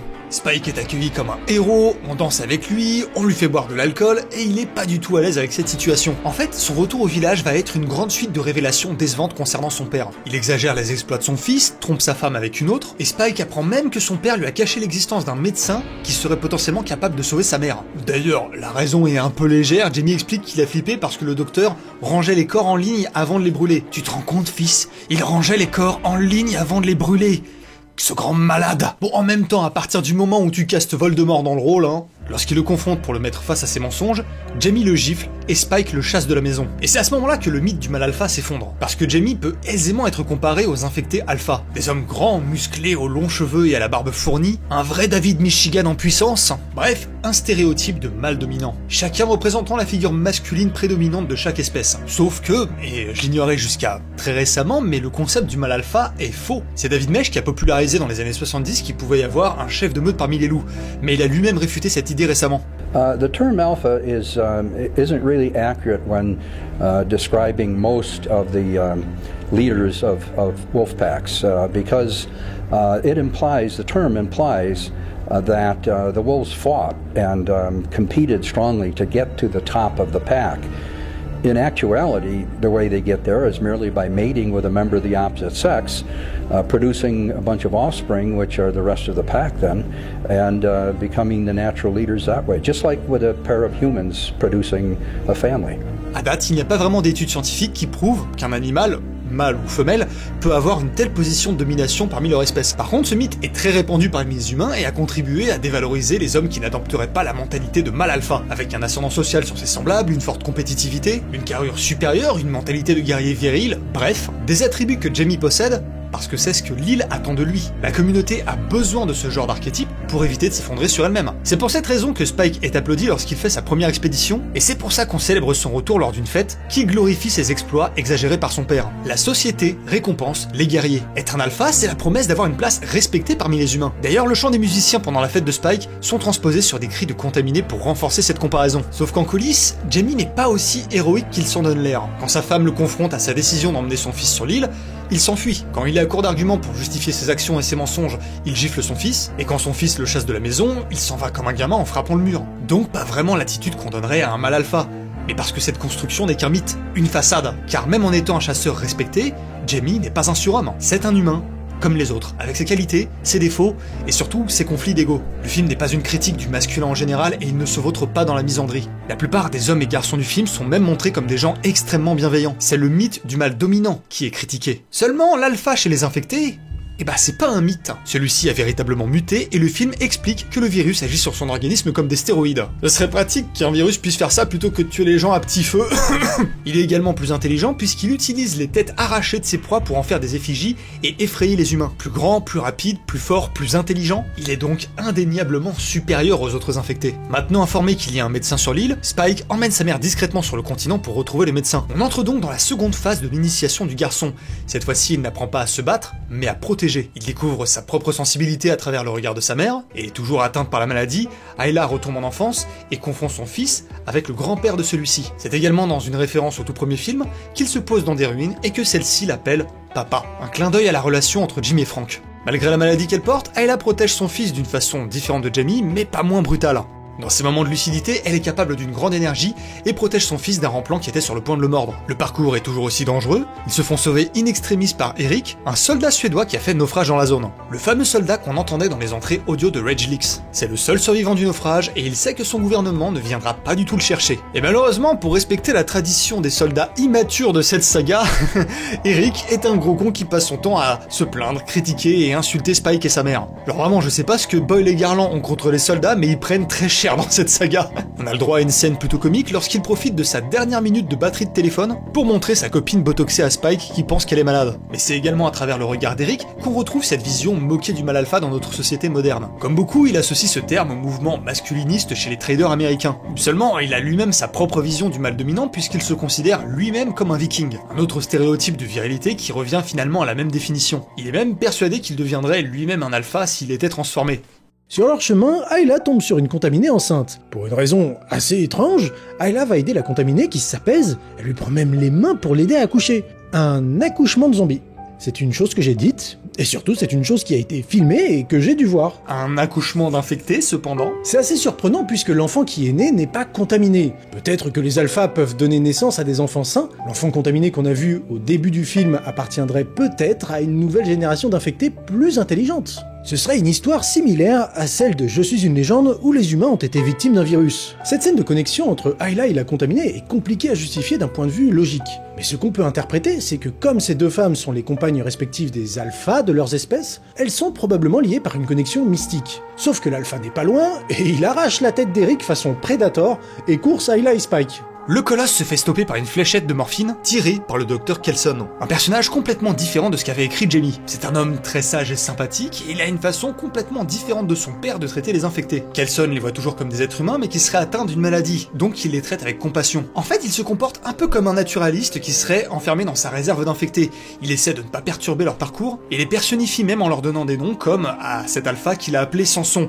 Même si moi je l'aurais appelé Jason Momoa. Aussi, il traite les morts avec respect, qu'ils aient été infectés ou non. On découvre également le fameux temple des eaux qui paraît extrêmement morbide dans les trailers, mais qui est en fait littéralement un monument aux morts pour édifier leur mémoire. Bon, sans réalité avec ce truc là. Auprès du docteur Kelson, Spike entre dans la troisième phase de son parcours. Les valeurs. Avec sa sagesse, Kelson lui enseigne le concept du memento mori et lui rappelle que toute vie est destinée à prendre fin. Spike assiste au nettoyage du crâne d'Eric qui se fait dans un procédé extrêmement aseptisé. Pas une goutte de sang. Kelson transforme avec le plus grand des respects la tête du soldat en un crâne parfaitement lisse et blanc. En voyant le bébé, il évoque également l'idée que c'est le placenta qui peut avoir protégé le fœtus du virus. Bon, la magie du placenta, ça sonne un peu comme ta gueule, c'est magique. Seulement, Kelson ausculte Ayla et découvre qu'elle a un cancer, chose dont elle se doutait et que Jamie refusait également d'admettre ou de communiquer à son fils. Spike est effondré et Kelson lui apporte un ultime enseignement, Memento Amoris. Spike doit se souvenir qu'il doit aimer et accepter de laisser partir sa mère souffrante tant qu'elle est lucide et capable de reconnaître son fils. À la demande d'Ayla, le docteur met fin à la vie de sa mère et ramène un crâne blanc immaculé que Spike accroche tout en haut du mausolée. Cette scène est extrêmement touchante, car en plus de faire le deuil de sa mère, c'est le moment où Spike devient un homme. C'est la conclusion de tout son parcours, qui a commencé avec son père, qui, même s'il est imparfait, lui a appris à se défendre, ne pas hésiter à prendre les meilleures décisions pour se préserver et surmonter ses propres peurs. Ensuite avec sa mère, qui lui a permis de comprendre qui il était en le comparant à son grand-père, elle lui a permis d'assister à la naissance d'un bébé et lui a fait utiliser son couteau pour couper un cordon et non pour verser le sang. Et enfin, le docteur lui a appris à respecter les infectés, comprendre la mort et accepter l'amour. Grâce à la survie, la compassion et la sagesse, Spike est un être plus complet que ce que son village attendait de lui. Il n'entre pas dans les attentes sociétales du mal alpha, car il n'a pas besoin de ça pour exister. Il n'a pas besoin de ça pour être un homme, et c'est peut-être de cette manière qu'il évitera de reproduire les erreurs de son père. À la fin de son parcours, le garçon ramène le bébé à son village, mais reste vivre sur le continent. Il parvient à survivre seul, jusqu'à sa rencontre avec Jimmy. Le même Jimmy qu'on a vu dans l'introduction du film. Cette scène a un ton extrêmement dissonant par rapport au reste du film. Si l'ensemble est un parcours initiatique, dramatique et horrifique, la rencontre avec Jimmy, elle est juste comique.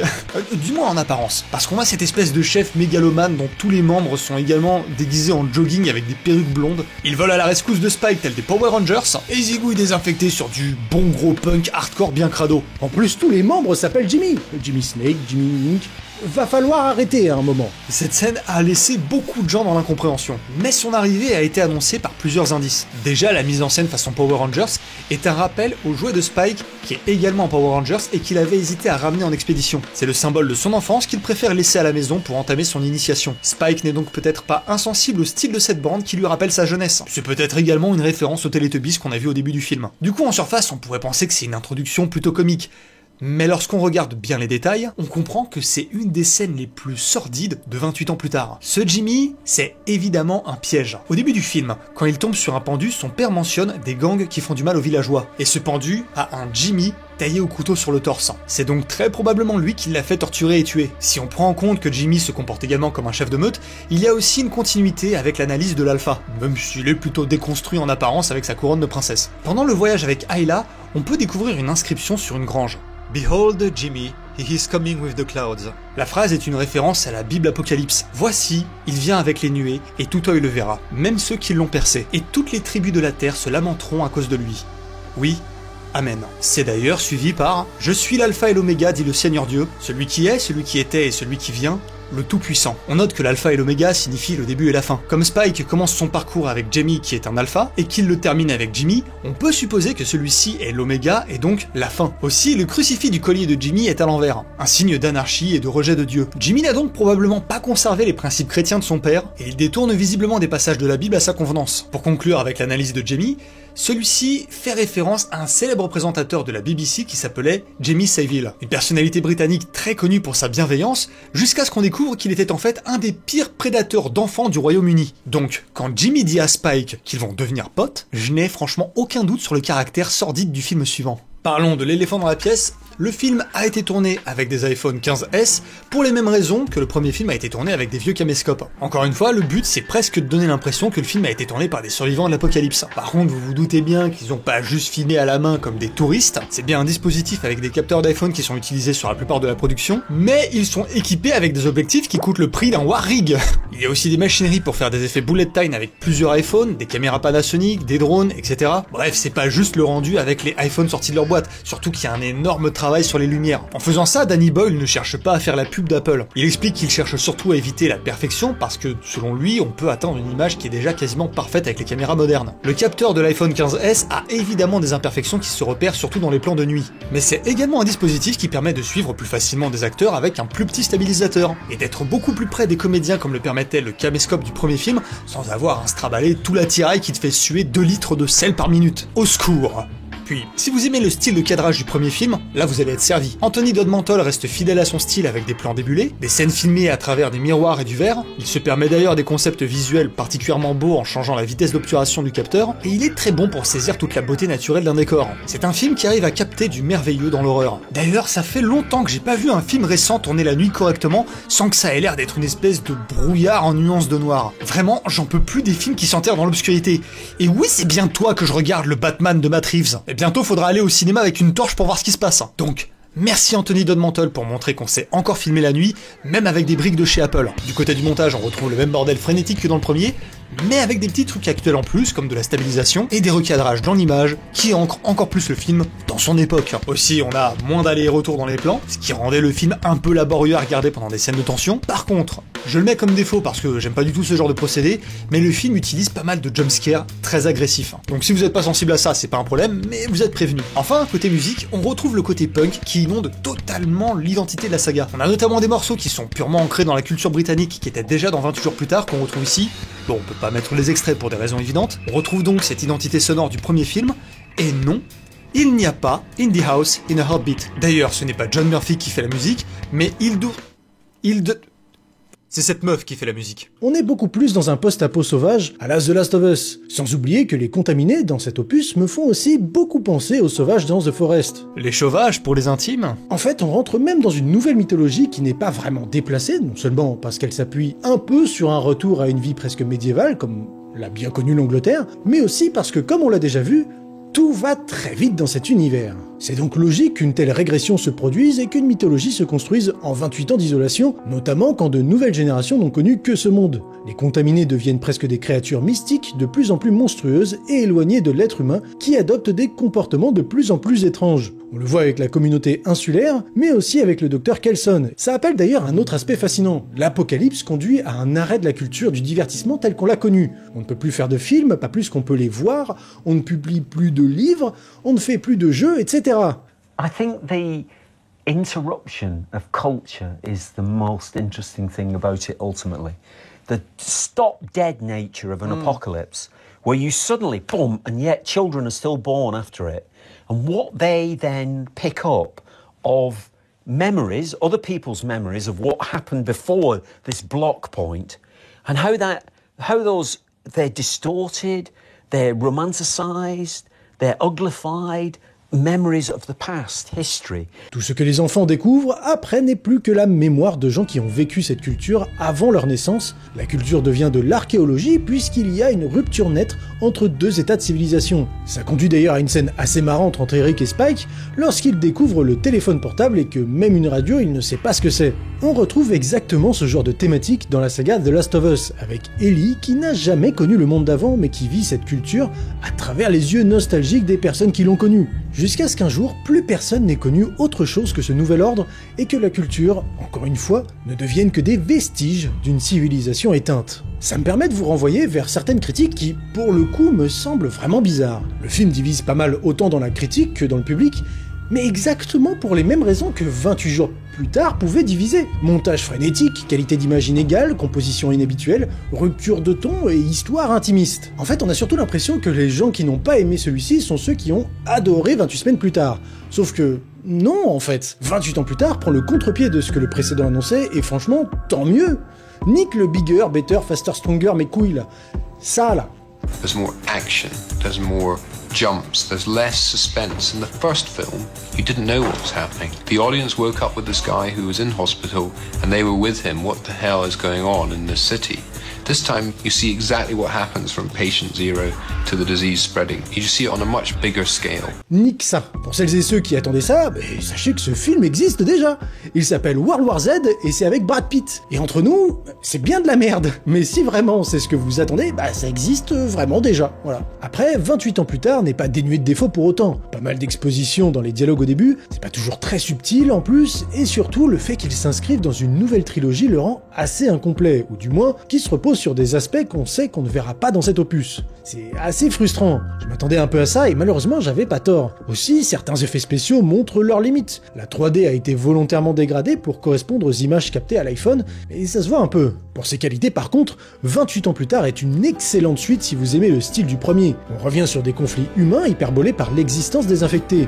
Il y a un nouveau parallèle entre Jamie et les alphas, comme on en avait un entre Jim et les infectés.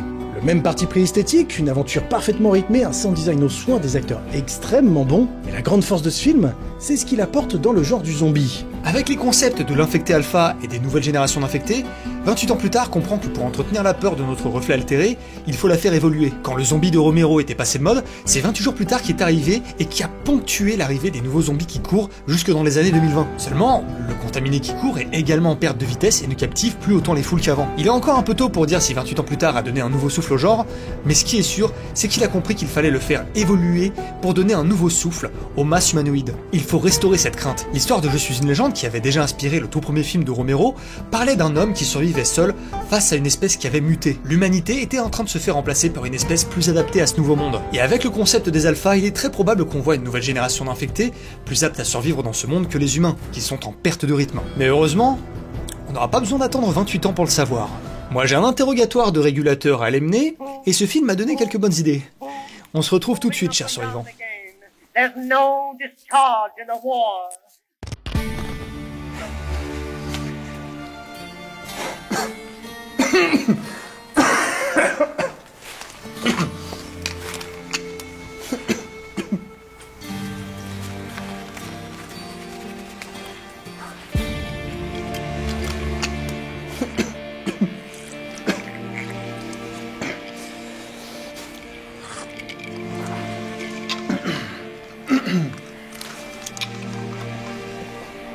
Attends, Clunk. T'es vraiment sûr de ton coup, là? C'est la seule chose à faire. On lui met la pression. On chope le mot de passe. Et ensuite, fonce au laboratoire. Facile. Ouais, ça me va. Et moi, je te propose, je fais le méchant flic, tu fais le gentil flic, on récupère le mot de passe. Ça me va? Ok. Yes, on y va.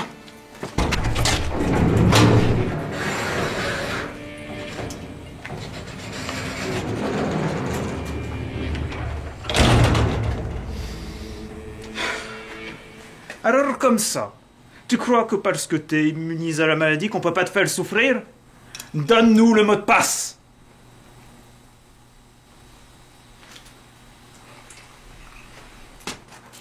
Qu'est-ce que c'est que ce... Silence! C'est nous qui posons les questions ici! Alors donne-nous le mot de passe quotidien! C'est pas une question.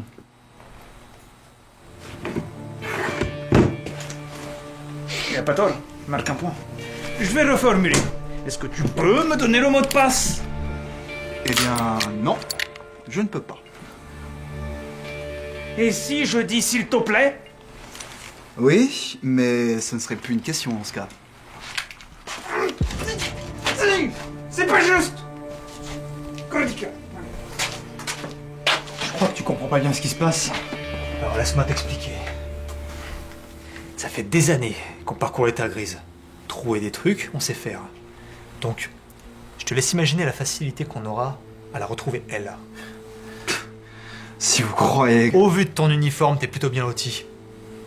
Tu dois vivre à l'extérieur de la couronne, sachant qu'il y a des plantations et des épurateurs, ça enlève un bon quart de la couronne.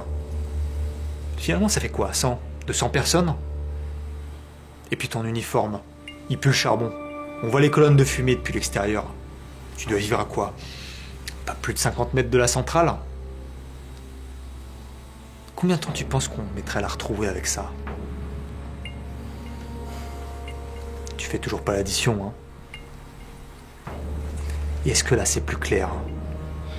Je crois que tu m'as timide, espèce de sale paria! J'en ai déjà flingué une dizaine de bandits, et plus d'une centaine de morts vivants!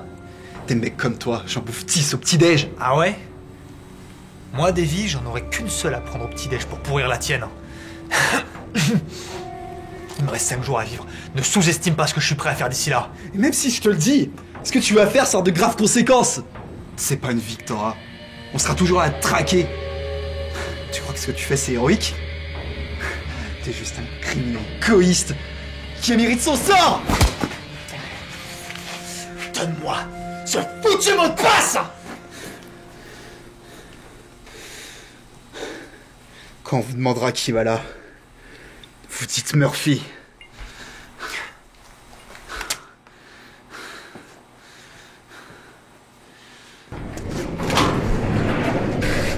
Mais qu'est-ce que vous foutez, bordel? Capturer un régulateur. Mais vous avez rien dans le crâne, ma parole. C'est pas comme ça qu'on fonctionne. C'est pas comme ça que tu fonctionnes. On devait d'abord essayer mon plan. Ouais, d'ailleurs, à ce propos, comment s'est passée ta petite discussion? T'as pu avoir un accord avec ta fasciste préférée? Je peux t'obtenir un remède. Ça réglera tous nos problèmes. On deviendra citoyen, tu serais soigné, et on y gagnera même quelques capsules. Faudrait juste qu'on travaille un temps, séparément. Quoi? Et les malades? Non, attends, on peut pas sauver tout le monde. On est venu ici pour toi, je te rappelle. J'ai fait face à la colonelle, pour toi, après ce que t'as fait hier à la frontière sud. Waouh, faire face à la colonelle, quel exploit! Il serait temps de couper le cordon, reporter, t'es plus sur l'Arbin! Qu'est-ce qu'elle veut qu'on fasse? Qu'on lui donne toutes nos œuvres d'art? Qu'on rejoigne son armée? Non. Elle veut qu'on crame des bâtiments publics comme vous faisiez avant, c'est ça? Elle veut qu'on l'aide à trouver le docteur. Quoi? Attends, elle veut qu'on l'aide à arrêter la seule personne qui aide des gens dans cette région? Le docteur est dangereux. Selon les dires de qui? Si vous parlez de l'homme masqué et qu'il est à l'hôpital, croyez-moi, cet homme-là est pas là pour aider. Toi tu la boucles. Il n'est pas question que j'aide la colonelle. Même si j'acceptais de prendre les remèdes, il n'est pas question que je bosse pour la frontière sud. Et je refuse de t'aider à braquer la seule autorité capable de remettre de l'ordre dans ces foutues terres grises. Très bien. Puisque t'as choisi ton camp, je vais choisir le mien.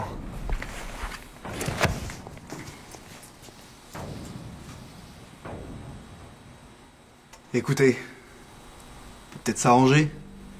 Le chroniqueur a une prime sur son dos. Et vu que vous avez déjà passé un accord avec le colonel, on pourrait... Ferme-la. Attends, écoutons ce qu'il a à dire. Mac, laisse-moi réfléchir. Non mais je suis pas le seul à penser qu'il est taré, votre pote, là. Quand même. Il est influencé par votre docteur, c'est ça? Tordu qui parle à la radio? Il a pas tort. Depuis que le chroniqueur est au contact du docteur, il est vachement soupolé ces derniers temps. Cet homme n'est pas un docteur. Et il a toujours réussi à nous échapper. Si le chroniqueur va à l'hôpital et qu'il se manifeste, c'est peut-être notre seul moyen de l'arrêter. Si vous avez tenu un accord avec la colonelle, elle tiendra parole. Oui, mais d'abord, il faut qu'on convainque le chroniqueur. Mais vous avez plus le temps pour ça. Il s'est fait laver la cervelle. S'il va à sa rencontre et qu'il décide d'attaquer la base, les régulateurs vont leur tirer dessus à vue, pour protéger les remèdes. Reporter, qu'est-ce qu'on fait?